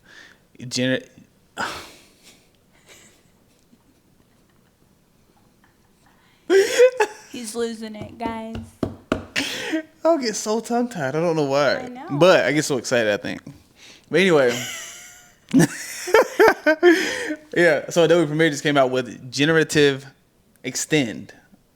Yeah, so it's generative AI. You've heard of generative fill, like with Photoshop. Like I can take a picture of you right now, boom, then add something here. Have AI add something here. I can change your clothes if I wanted to, and it looks super legit. You know, you showed me that once. Yeah. I can make so many photos. I can take people out, add people if I needed to, and it looks super cool. Now they're doing that with video, so you can take a motion video that's short. Say I was filming you walking out the door, but missed a couple steps. Like I want it to be just a little longer. I can extend it with AI, and it will take that and continue it however long I need it to be. That's crazy. It'll just fill in the blanks. It's pretty much fill in the blank. Yes. Holy moly! It takes the information that the video already gave it to extend it. Like it's so cool. Like I feel like that's crazy. Yeah, and like we're seeing all this happen. Like right before our eyes, super fast. Like so ain't no telling what's gonna happen. Hey, there's no telling what's coming out next. Like Is it bad that it scares me? No, I think it's natural for you to be scared of this because were people scared of the internet when it first came around? Of course. That's why it flopped in the beginning, I believe. People didn't believe in it, people were scared of it. Yeah. You know, so yeah. Wow. Yeah, it's something new. It's something brand new. And I'm thinking, but it's something brand new every month now. That it can do? Yeah. You know what my daddy was saying to me? He was talking about parenting these days. And he said it in a way, I haven't heard nobody explain it. He was like, the kids now are smarter than the parents. So it's hard for the parents to parent the kids. Oh, because the kids are learning so much at such a young age because of the internet, because of school, the way they're even teaching in schools now. They're probably smarter than the parents at this point. And he's like, so how are they supposed to parent the kids if the kids feel like they're smarter than the parents? I've never heard of this perspective ever. Me either. And I was like, that is so true, though. Damn, that's legit. Because kids go to their parents all the time because they saw something on TikTok. They're like, oh, you should try it like this. I saw it on TikTok. Yes. Right? Oh, my God, that's so true. And so they feel smarter than their parents. Yes. I never felt smarter than my parents. See, me neither. Yeah, me neither. Maybe that goes with like the respect thing that we were talking about. That's true. Before, That is very true. Like, but think kids about that. These days don't have a lot of respect for their parents. There's no order. There's no hierarchy as there was when we were kids. No, yeah, definitely not. I would never ever think about talking back to my parents. I wasn't allowed. Yeah. No, it wasn't even a thought. Oh, yeah. Wasn't even a thought. And now kids, I mean, kids that I've seen these days are just like, have no fear. I have no fear, man, because I feel like they know too much. There's too much at the ages, like. Yeah. Oh my God, that's so true. Yeah, wow, that's cool. But like, I don't know, scary because are their kids gonna now be smarter than them? Yeah, I mean, because it's been a gradual thing. It's been happening. You know what I mean? Like it's been happening, especially now. Yeah. It probably started around when I was born. It's like 'cause we started to get into the new technology developing into the 90s, right? But think about those kids who never had dial-up. Then you got the kids who never hadn't had an iPhone. Yeah. All they know is that. There's gonna be kids who only had AI. That's what I'm trying to get to. You know what I'm saying? They've only had AI. Those kids right there are going to be incredibly smart at a very fast rate. They're going to know so much. I don't know how they go. I guess being smart is how you apply what you know. Yeah. But they're going to know so much. Yeah. Really fast. Crazy. Yeah. Yeah, that's crazy to think, though. Yeah. But when he said that, I was like, dang, I never thought about it that way. Because think about how never thought about that. Yeah, because I think the parents probably feel dumb at a lot of things because they just don't know. They ain't got time to be trying to go learn this stuff. Totally. They got to go work. They got to cook. They got to do all this stuff, blah, blah, blah. They're not sitting there on TikTok like. Right. You know how fast you learn stuff from TikToks? Like, it's a crazy way to learn stuff. It's a very fast way, and I feel like you might learn it faster that way. Yeah, I could see that. Yeah. I don't have TikTok, but I feel like there are so many videos on there. Yeah, I mean, just the internet, period. You can learn so much in 30 seconds. You know what I mean? You can learn a whole language. With an app on your phone. Yes. Yeah. Duolingo to make it super easy. I've used it so many times, you know what I mean? And yeah. Sponsor us. I'm just kidding. I'm just kidding. Rod wants to learn Tagalog, so sponsor us. Yeah. I'm just kidding. Nah, it's true. That would be cool. That would be super cool. Yeah. Okay, moving on. Yeah. How's golf going? Oh man, I don't know. I'm more addicted than I was. Like I felt like in the beginning I was so like every day, but just right before we started recording, I'm still on my golf club in the house. Yeah. Like we went to driving range today. Right before this, yeah. Yeah, right before this, and so right now I'm stuck on my driver. Like yeah, you can't hit your driver. I'm slicing it, and I can't, and I'll get a few. Like so badly too. Yeah. Like you're hitting the barrier. Yeah, I didn't hit the barrier today. Oh, once. Once, yeah, you did. Once. But you gotta think I was doing it like 10 times straight. Yeah, like that's true. Like that was the last couple of days where I was just hitting only the barrier. Yeah. But now I'm sending it straight. Yeah. I'm sending it straight a lot. Sending it 200 yards straight. Yeah. But a lot of times I'm still slicing. Yeah. So that's what I'm just working on now, just trying to get consistent with the driver. Yeah. My irons. Oh, you're whacking it. Oh yeah, and I'm starting to get some direction on it. You're killing, you're killing with your irons for sure. Yeah. We're the opposite right now. Yeah. I can't hit with my irons. You ain't hit with your driver today. Huh? You ain't hit with your driver today. Yes, I did. Consistently. Well, no. No. But no, you're better with your driver than I am, and I guess I'm better on the iron right now. Yeah. I feel like. But, I was telling you before, golf is just that type of game. Like, you just, you're really, like, for example, last week, I was hitting with my irons. Yep. Oh, my God. I was killing it with my iron, remember? For sure, yeah. And I could even aim. Yeah. I was aiming for things, and I was hitting them. I was doing so well with my iron. Today, I couldn't hit. Yeah, you couldn't hit it all today. I couldn't hit it all with my iron. Yeah. I was like, I don't feel like I'm doing anything different. I know. That's the thing. So that weird. is the thing about golf. Is like I can pull up with the same. Like today, I would knock one 200 straight.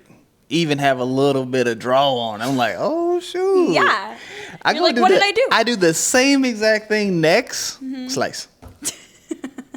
Slice. Oh my Slice. God. Then I'll get a straight one. I'm just like. So frustrating. Yeah, it is. Yeah, man. And then like. Sport. What's frustrating is like, I know I'm gonna get it. I'm just trying to figure out when I'm gonna get it, and then I'm just like, how are people hitting that thing every single time? Yes. Like there's people who walk up to the tee and hit that thing, and it's consistent. Yeah, and like sometimes I can't even get the club on the ball. Yeah, like I'm hitting on top of the ball. Like so. It really makes me want to take golf lessons because I want to learn how to hit it properly. Yeah. I feel like I'm like watching you're watching these videos online and then like giving me tips and stuff like that, which has been super helpful, obviously. But it's like, am I really hitting it? Am I really swinging properly? Yeah, that's what Yeah, that's what I want to know too. Like, 'cause I don't want to develop like some bad habits while I'm doing. I don't want to be early in it too. 5 years in and be like, oh, I've been hitting it wrong this whole time. I do feel like I do have some of the basics down. Yeah, I do. I feel like my swing does look. I feel natural. I feel like it's starting to look natural. It's starting to feel good. But yeah, there's something I'm missing. There's something I'm missing on it. I don't know what it is. Yeah. Yeah. So it's like if someone just taught us the fundamentals, like the real fundamentals. Yeah. And what would work with like our body. Yeah. Like I feel like that would help. Yeah. Maybe the next step we take a couple lessons. You get somebody just to evaluate what we're doing to correct them. Eventually. Yeah. One day. Yeah. One day. I actually do today. I asked him. I said the dude was giving lessons. I was like, "Hey, can you take my card and give me a call about some lessons?" So we'll see. Then we look at the price and we're like, "Oh God." Yeah, I figured it's gonna be expensive. Figured it was gonna be expensive, but yeah, I mean, where I'm at with golf though, it's just progressing. It's on my mind 24/7. It's true. Yeah, I'm gonna get good. You're gonna find out. You will. Yeah. Oh, I know. There's no doubt in my mind. I'm gonna play a course soon. Yeah. That'd be fun. anyways, this weekend we were in Vancouver. Yep. And you and my brother got into something this weekend where you won some money. Oh, yeah. I was like, what? You're like, did we get in a fight? I saw that. Like, what? I saw your face change. I got into something. But no, yeah. So finally got to use Prize Picks. So state of Washington, you can't sports bet unless you're at the casinos. So yeah. Oh, is that what it is? Yeah. Unless you're at the casinos. Oh, yeah, you okay. can't use any of the apps, just like Nevada.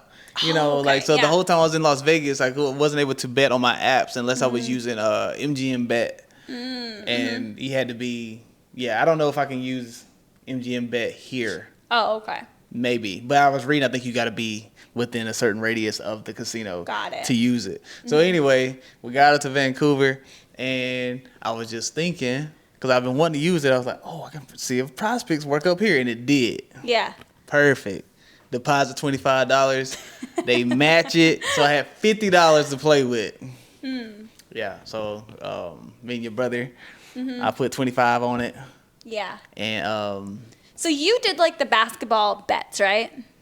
And he did the hockey bet? Yeah. Yeah. He's really knowledgeable in hockey. Yeah, I figured, overall. Yeah. So that was really smart of you guys to do it Yeah. that way, because you're really knowledgeable in basketball. Yeah, exactly.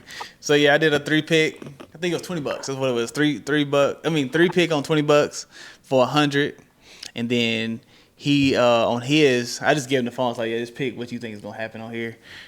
Prize Picks is way too easy to play, by the way, because it's just over under. Yeah, that's so cool. It's just over under, so it's like super cool. It makes it way more fun, but you can probably lose money way too fast. Yeah. On here, but anyway, he picked 5 or 4, I forget, and we hit them all. Yeah. Yeah. $200. Yeah, we won $200 off of 20. Off of $20. Off of $20. That was amazing. I was so impressed that you guys actually won, but you could have won $300, right? Okay, yeah. So just based off one hit. Yeah, so one of his picks, the line was 5. I think it was hockey, so it was hits. Yeah. Yeah, so the person had to get 5 hits or more. Or no, they had to get more than 5 hits. Yes, they had to get more than 5. Yeah. The line was 5, so he ended up getting 5. So we didn't win the whole 100 on the hockey bets, and then we won 100 on the basketball bets. Yeah. So, but he could have been 300. That's crazy. Just know. by one hit, you guys could have got $300. And he got it at the end. Yes, I know. Yes, so you thought you got it. Yes. Yes, I remember. Yes, exactly. So I was like, no, I think he may have got that 5th one at the very end. Yeah, got that 5th one at the very end. Yeah, so, that was crazy. That was so cool, though. I feel like that's going to be something you're going to do every time we go to Vancouver now. Oh, for sure. Which I love, because I want to get in on it, too. Oh, you want to get in on it now? I do, because it looked like so much. You guys were having so much fun. Yeah, we were like flipping between games. Yeah. Like, it makes watching the games way better. Yeah. It's like fantasy, but better. Yes, I agree. That was really fun. No, it was super fun. I was watching you guys, and I wanted to get involved in it. That's why I was like asking you so many questions. Yeah. I was like, what are you guys doing? I want in. Yeah, I always want to get into sports betting, but never really did it. I never fully understood it, but I get it now. Yeah, it's fun this way, because there's so many different type of bets. You can bet on a person's points, rebounds, and assists as a collective. Like, okay, they got to get 26 points. Yeah. All 3 of them combined. Or you can just bet on their points. You can just bet on their rebounds. Yeah, you could choose. Yeah, you can. Yeah, exactly. So, Prize Picks, sponsor us. I'm on there, but I can't. I wish I could play. I wish I could play in Washington. Just can't. I know. That's what I mean. It's kind of nice that you can only do it when you're in Vancouver. Yeah. Because it's just something to look forward to. That's exactly right. When we're there. Yeah. But only when we're there. Only when we're there. Yeah. I feel like it can get dangerous having it here all the time. It can get dangerous. Very true. Very true. Yeah. Did you ever sports bet when you were playing basketball? No. I knew people who betted on me, like in high school. What? Yeah. You never through the game or anything? No, no. Oh, but you knew that they were betting on the game. Yeah, that sounds crazy. No. Yeah, that did sound crazy. Yeah, I was like, don't admit that. No. I'm talking about students. Yeah, I'm talking about students like, yo, I got some money on you now, blah, blah, blah, blah. And you're like, okay. Yeah, I'm like, don't do that. Not today. Not today. You know. Not feeling so hot. But yeah, but no, there's something I never did, but I do. When I was living in Miami, there were a lot of people. Obviously, they play 1-on-1. They bet money. I still never did that. I've never gambled when it comes to me playing against somebody. Not gonna lie, I always felt like I had an unfair advantage against people when it comes to that. Like because I'm gonna win. I'm going to take your money. Yes. Back then, I was going to win. Like, there was this one guy who made a living. I watched him do it. His name was Beans. This white boy. He was really good. But that's what he did. That's what he did to survive. That's crazy. Was take people's money. Make Yeah. Couldn't nobody beat him either. Like, that was his thing. It was this other guy, this foreign guy who would come out to the course and do the same thing. He would bet and make money for himself. That's so cool. He was really good too. Yeah. He was really good. He just made like the best educated guess that he could. He was always right. I'm talking about playing against people. What are you talking about? What are you talking about? Like betting on games. Yes, no. I'm thinking like he's watching. No. And betting on who's gonna win. No, I was on the court. No, I was talking about I never bet people when I was playing. Because like you want to play me for $40, I'm going to take your money. Oh, I got it. Yes, I'm going to take your money for sure. Oh, because you're so good at basketball. Yes, at that time in my life, yes, it was hard to beat me. Yes, it was. I swear it was hard to beat me. I was not betting anyone. Because I'm not with the fighting. Because it's just stupid. You know what I mean? Because you're going to probably lose in this situation. And if I win, you're probably going to be mad. Because you don't think I can play. Got it. And I knew this one guy named Beans. He bet on himself. That. Yes. Oh, he was really good at playing basketball. He showed up to the court. No one thought he could play because he was a white boy, curly hair. You know, he kind of looked a certain way.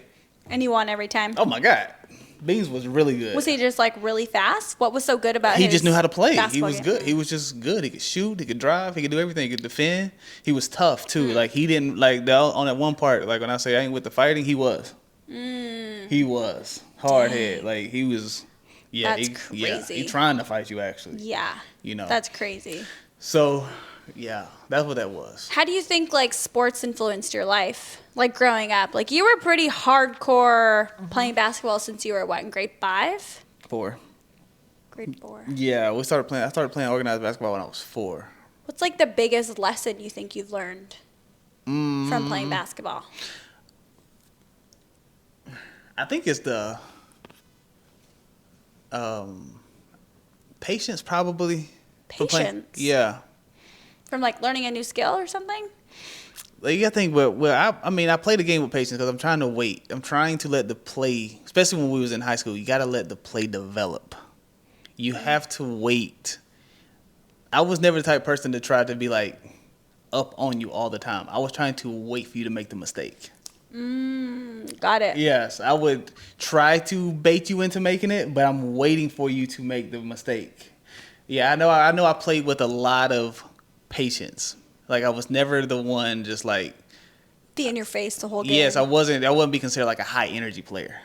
No, very tactical with it. Like the way you talk about playing basketball is like so different than anything I have ever heard in my life. You know how Kawhi Leonard played basketball? Yes, yes. Was that how you played? That's kind of you see how he's just there. He seems like he's just there, but all of a sudden he has 30 points. Yes, that was me. You were the quiet. Oh, yes. Okay, I see. Yes, he doesn't seem like he's trying hard. Yes, that was me. Oh. Yes, because you're just waiting for you trying to get to your spot. I'm playing my game. Like the way you talk about playing basketball is so smart. And it just feels like, for me at least, nobody else on the court is thinking like that. I feel like that, yeah. Not one other person is thinking the way you think when you play basketball. Yeah. Like, it's crazy. Yeah, I feel like that's what it is. It's like letting things develop. Like on the court, that was me. It's like, and I knew where people, and I would know, this is another thing about me when it comes to life, is like knowing what's about to happen. you've heard me say, anticipating. And yes, it's like you've heard me say, this is how this person's gonna react to this. Yes. That's how I was on the court too. It's like if I know for a fact, if I set this pick here, no one's expecting me to be open. Dang. No one's like this person ain't expecting me to get the ball out of this. So I'll go like, wait, just wait. I will tell, wait 1 second. Let him go through. He's gonna be open. It's gonna look like he's open. I'm gonna be wide open, or the other way around. Is that like? Did you learn to think this way with basketball, or do you think this was like a natural like ability that you had, like a natural way of looking at it? I don't know, man. I think. Did someone teach you like vision on the court? I don't know. I don't know. Like, did your dad? Maybe, but I don't remember. I know he taught me a lot. He taught me everything about basketball. Yeah. You know, mostly everything I know came from him. Is he as tactical as you? Yeah. When he talks about basketball? I would think so. Yeah. Okay. Yes. I remember him saying these type of things when I was younger. It's like, this is the man who's going to be over. It's not what you think is about to happen. Yeah. It's this person over here. And a lot of people, they go for the obvious thing. It's like, me, I'm trying to set this the third option is what I'm going to most likely, because no one's worried about this person. Right. You know? Everyone's expecting you to do everybody's this. expecting this. I'm going here. That's why you're always successful, because I think so, yeah. Especially when I was younger, because everybody like, wasn't thinking on that level. you were like unpredictable. Yeah. And it worked out in my favor a lot. Yeah. That's crazy. Like, but yeah, I would say that's probably like one of the biggest lessons that I've taken. Besides like having like the remember I keep telling you like now I feel like I've lost that want to win type of thing. And I've been telling, like, I need to get that back, because it probably helped me in my business, different other things in life, because I did carry that in life for a long time, was just wanting to win. But it was when I was very active playing basketball. Yeah. I really just wanted to win, and I carried that over to off the court. When I stopped really playing basketball competitively, I kind of lost that. Yeah, I could see that. Yeah. But you do have a lot of ambition still. Very true. It's just I feel like I'm missing missing the killer instinct part, the risk part, the not being scared to go up. Like I relate everything to basketball. I relate everything. Like right now in my life, I'm scared to go up and try to dunk on someone. Yeah, you see that a lot. I was scared to purchase all of that equipment. Yeah, because you know it's a slam dunk. So stupid.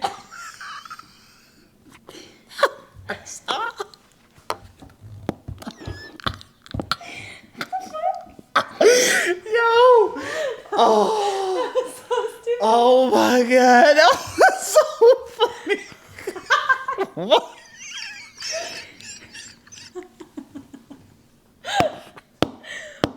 Oh no! I'm losing it. That was hilarious, y'all. Hour 2, I'm losing it.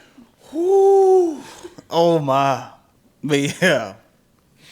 Yeah, it took you a while to get that equipment and take that risk. Yeah. It took me a while to do that, because like any other time, like I remember, like I would take those type of risks all the time. I really would. Yeah. I would take any type of risk. But hey, you're sick.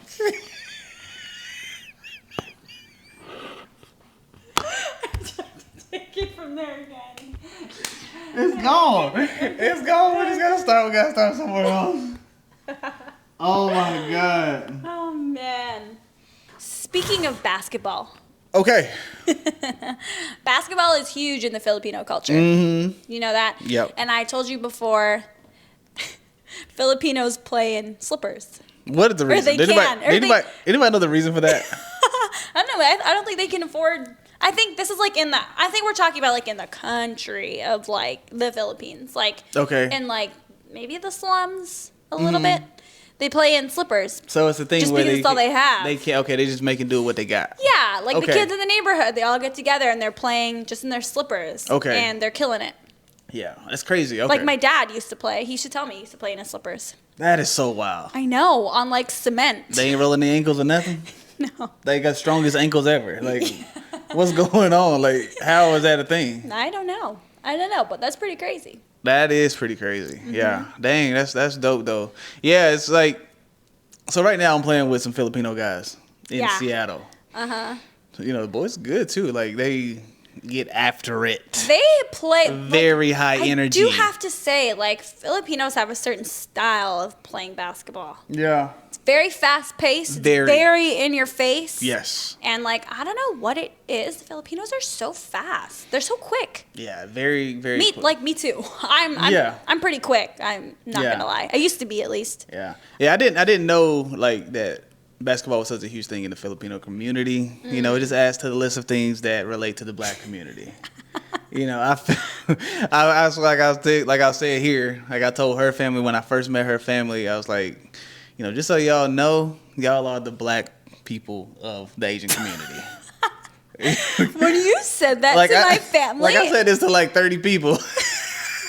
When he first met everyone. The first time I met them. All the cousins, yeah. Yeah, I was like, I don't know if y'all know, but y'all are the black people of the Asian community. And it's true, though. Everyone died. They were like, oh, my God, that's so true. Dude, I was like... No one's ever put it that way, though. I was like, yo, it's insane. Like, the similarities, the parallels in our background and community and culture is just, like, so wild to me. It's like the food is the same. Which I didn't realize. Yeah. I didn't realize the food is so similar. You guys are good at dancing, good at singing, good at basketball, loud. It's just... And, like, are all about family. I feel like family is huge in our culture. Yeah, man. I would say the black culture and the Filipino culture, very, line up. Obviously, there are a lot of differences, but the nuances are still the same. Like, everything... falls into the same, it just falls in line, which I don't think is, so I feel like that makes it easier for us, and it keeps it interesting because there are the differences, Yeah. Did you expect that, though, of the Filipino culture? Because I know you didn't grow up with a lot of, like, Filipino people around. No, not with any. Yeah, I didn't grow with any. Yeah. So did it surprise you how, like, similar our cultures are? Super. Yeah. I didn't know. I had no clue. I didn't know what to expect either, but I did not know that it was going to be that close. Yeah, I had no clue. Yeah. Interesting. Nice surprise. Super nice surprise. Yeah. Even like my cousin, when you met my one cousin, Ruby. Yeah. She's like, Chunk, she just like us. I was like, yeah, that's true. I know. Yeah, it is true. She's just like one of us. And you are. Like, if you was to get around with all my other cousins, like, fall right in. Yeah, that was like when you met my cousins too. Like, you fit right in. Yeah, very true. Yeah. But it is because we're kind of the same. Like, our families are the same. Yeah.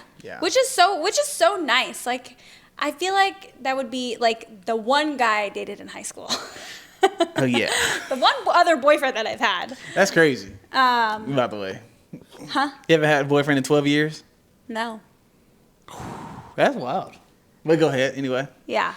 What was I gonna say? Oh, his family. So he was white, like he was Italian, and I don't know, some other mix. But they were so proper, just like proper, and like, I mean, he had a big family. He had like 4 sisters, I think. But I mean, and they were like kind of loud, but not loud like we're loud. Yeah. Like, I don't know, and it was just hard to like be myself around them because they were so proper. Yeah. And so I don't know, just like at dinner, for example, it was so quiet. Yeah, see, that's bull. Like dinner, I don't know. I just knew that wasn't for me. Yeah. I was so young, but I just knew. I was like, this is not how I want to have family dinners. Like, right. There was just, I don't know. It was weird. Yeah.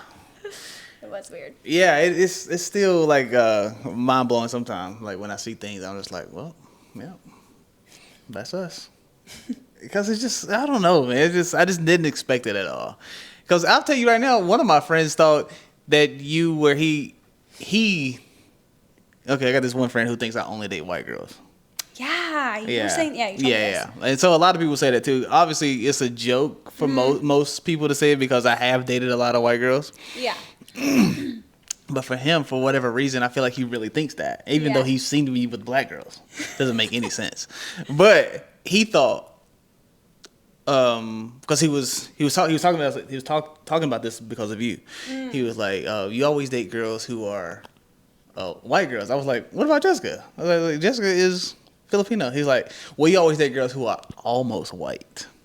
And I was like, What? I don't think that's what he asked me. That's what He's he referring to me being almost white? Yeah, so I think he was talking about Filipinos being almost white. And I was like, I think it's the exact opposite of that. I don't. Yeah, that's what he thought. I think it's just an ignorant thing to say because he just doesn't know. He's just taking a guess, But because I'm not black. because you're not black, yeah. There are black people who are like, if you're not black, you're white. Yes, yeah. But the white people, if you're not white, you're black. Yeah. Racism. Racism. Now that was lame. I'm just kidding. Loser. Whatever, yo. Anyway, speaking of racism, the election happened today. Oh, I know. I've had 2 people text me already. What'd they say? Well, What'd they say? She said, your country is fucked. Okay. And the other one? Did you see the election? The whole world's watching. Yeah, the whole world is watching. over. Yeah, I don't know, man. What do you think? Just your initial thoughts. Okay, Donald J. Trump is in the building right now, 47th. He's the before 45th president. Now he's the 47th. What do you think?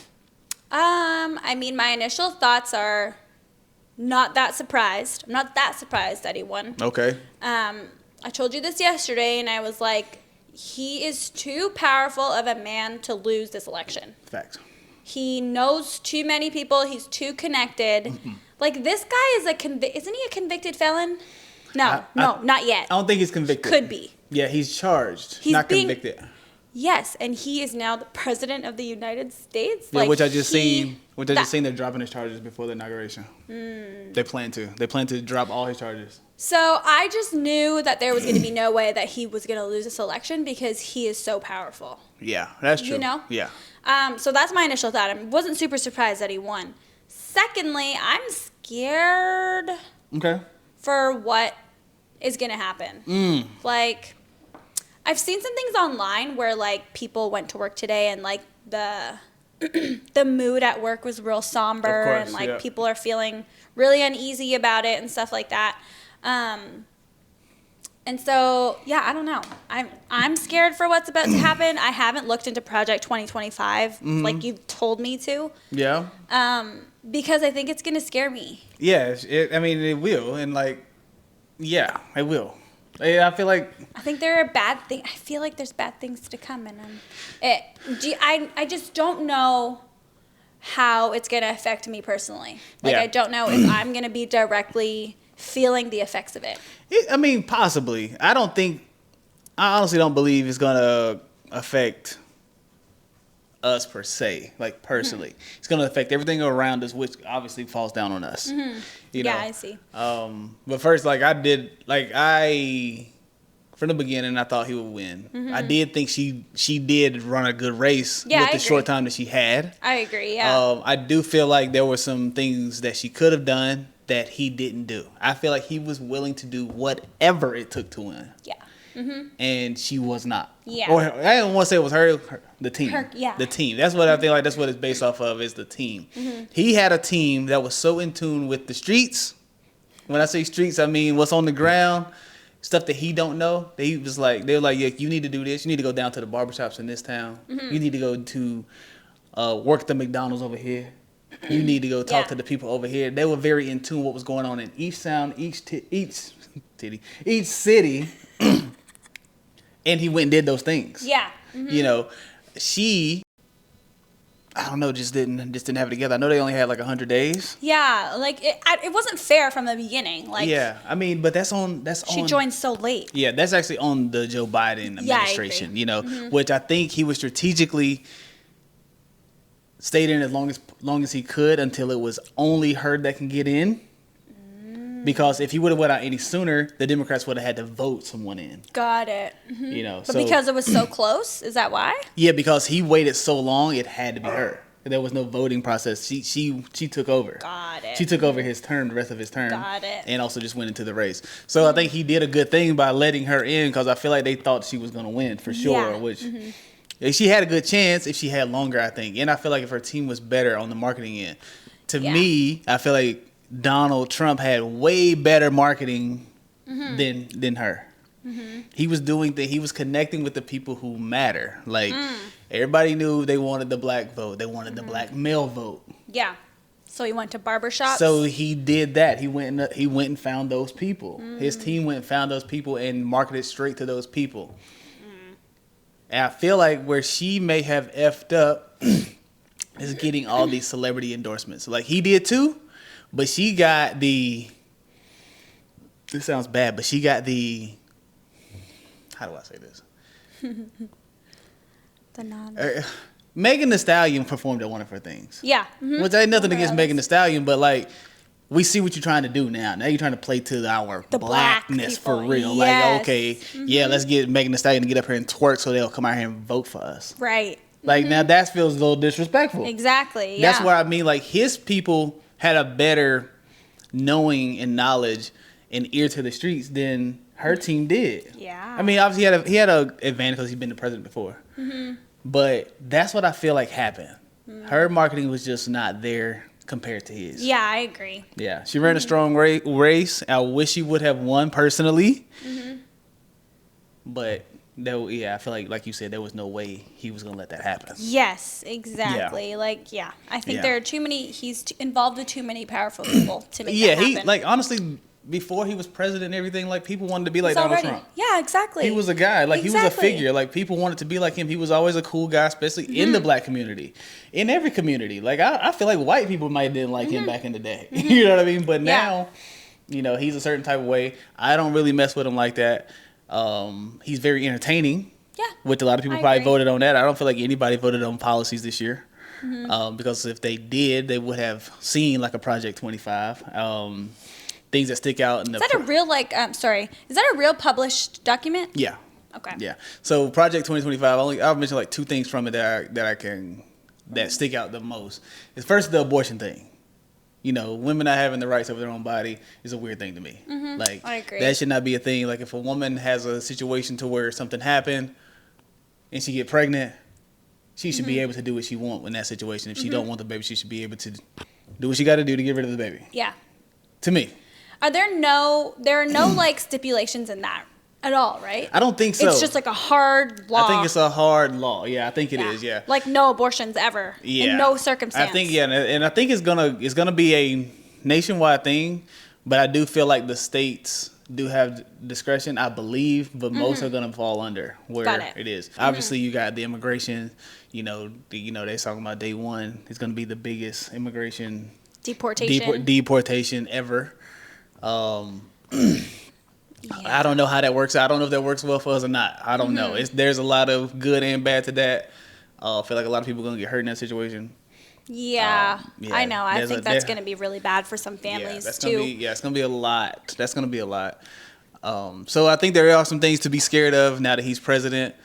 Like I said, I don't know if we personally will feel it, but the things around us will happen, which we're here. We're here, so it should be our business a little bit. Yeah. Is there any part of you that thinks that he might do some good?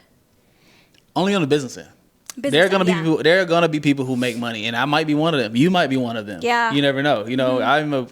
I run a business. I want to make more money, so it could benefit me with him being in there because he is a money getter. He knows how to go get the money. And he has the business mindset. He's gonna run this country like a business. That's exactly right. I feel like we're gonna lead to in a real fast rate. It's just to rich and poor, no middle class. That's you keep saying that, and that scares me because it's like there's no in between. Yeah, it's because it's already been in progress for so long, and we're damn near there already.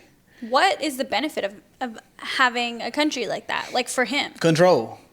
He can control the rich. You can control everybody at this point. How? Because you have the people, the rich people. You don't have They're gonna just follow behind you if you made them rich.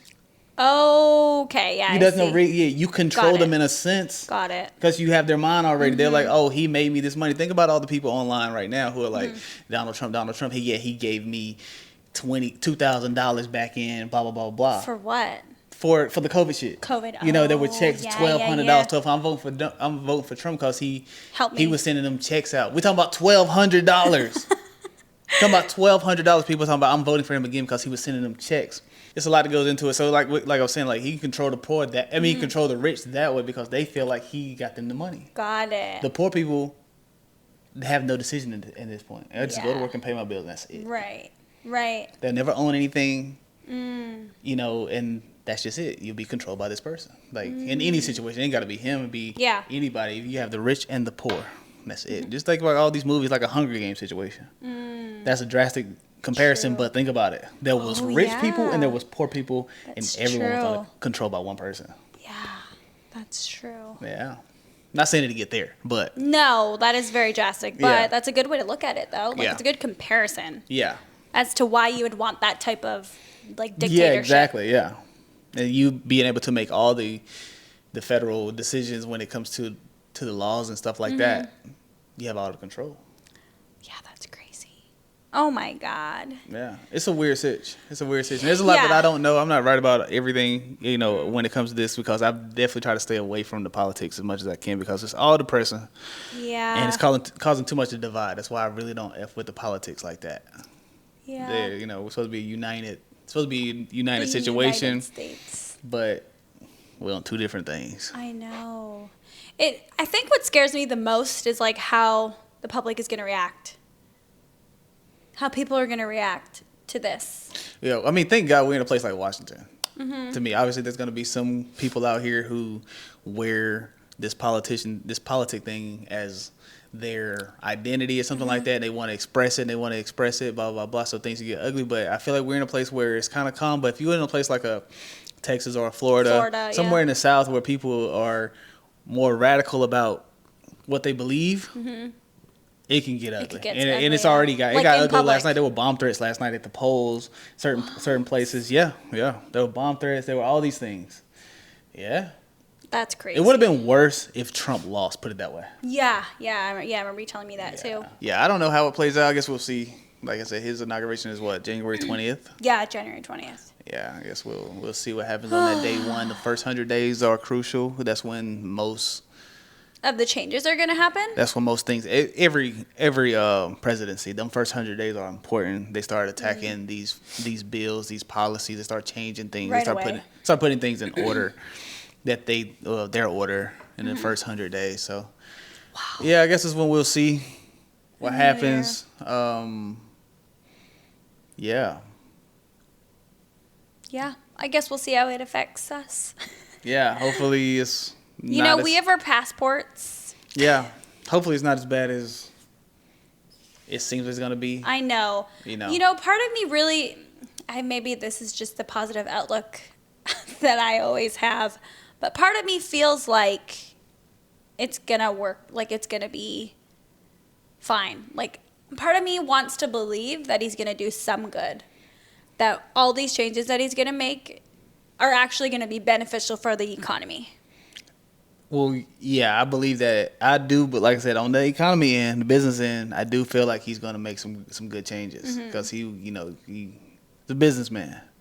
It's the other part. It's the social part. It's the moral part. It's like whose toes are you stepping on, like type of thing. And those things aren't really a priority when you're doing business. Like you're just trying to get to the money. Like Vince McMahon. Like a Vince McMahon, what I'm saying? Like he didn't care. I don't know if y'all seen the doc or not, but this man was a genius with the word evil in front of it. Like he was so good at what he does. Like he's so good at it.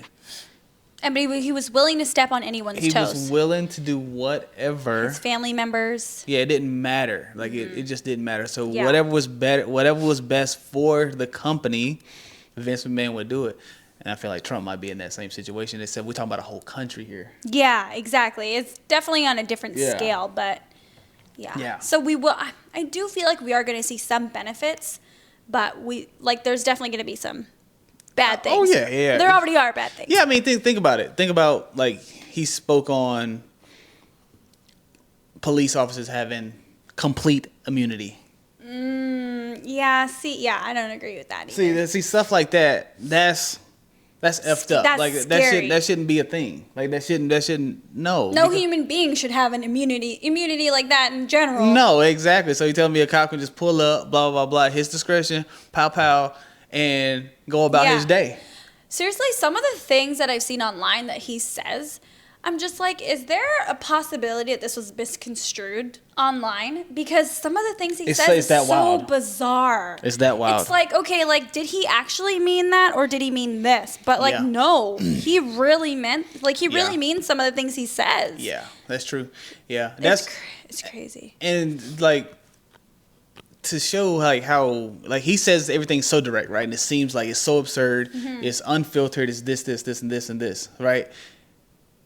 He tells you exactly what's up in your face, the God honest truth. Well, his honest truth. Yeah. Right up front.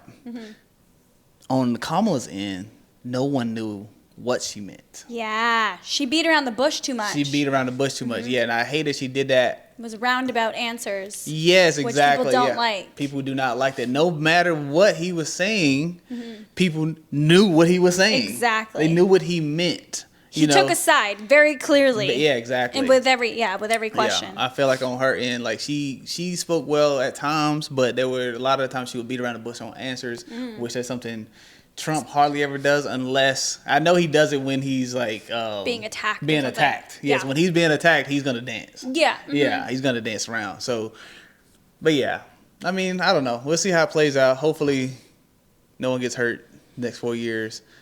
Hopefully, it's all progression. Let's just wish for the best. Hopefully, we can pray for the best. Yeah. And just keep reading our Bible. Yeah. Yeah, I saw a quote. If anybody's listening to this, I saw a quote, a status. It says, if you went to sleep, this is November 5th right now, right? Yep. All right. So if you went to sleep on November 4th, fucked up, no matter who wins on November 5th, you're still going to be fucked up. I was like, damn, that's true. That is no very matter true. who wins, you're still gonna be fucked up. Yeah. Yeah, and it goes both ways too. It's like if things were good for you then, like if you're fine here, you're probably gonna be fine on the 5th too. Yeah, no matter who wins. Right. Yeah. Yeah. People are getting pretty into it. Yeah, people get into it. Yeah. Well. So yeah, that's our take on that, and that's probably all we're gonna talk about it. I think. Yeah. Yeah. You got anything else? No, I don't think so. Yeah. No. Cool. I'm good. All right. We're going to end episode 4 there then. That's it. That's it, guys. Thank you for listening. Honestly, if you made it to the end. Yeah. If you make it to the end. Yeah. Thank you for listening. We truly appreciate it. But don't forget to subscribe. Subscribe, like, and comment. Okay. Bye.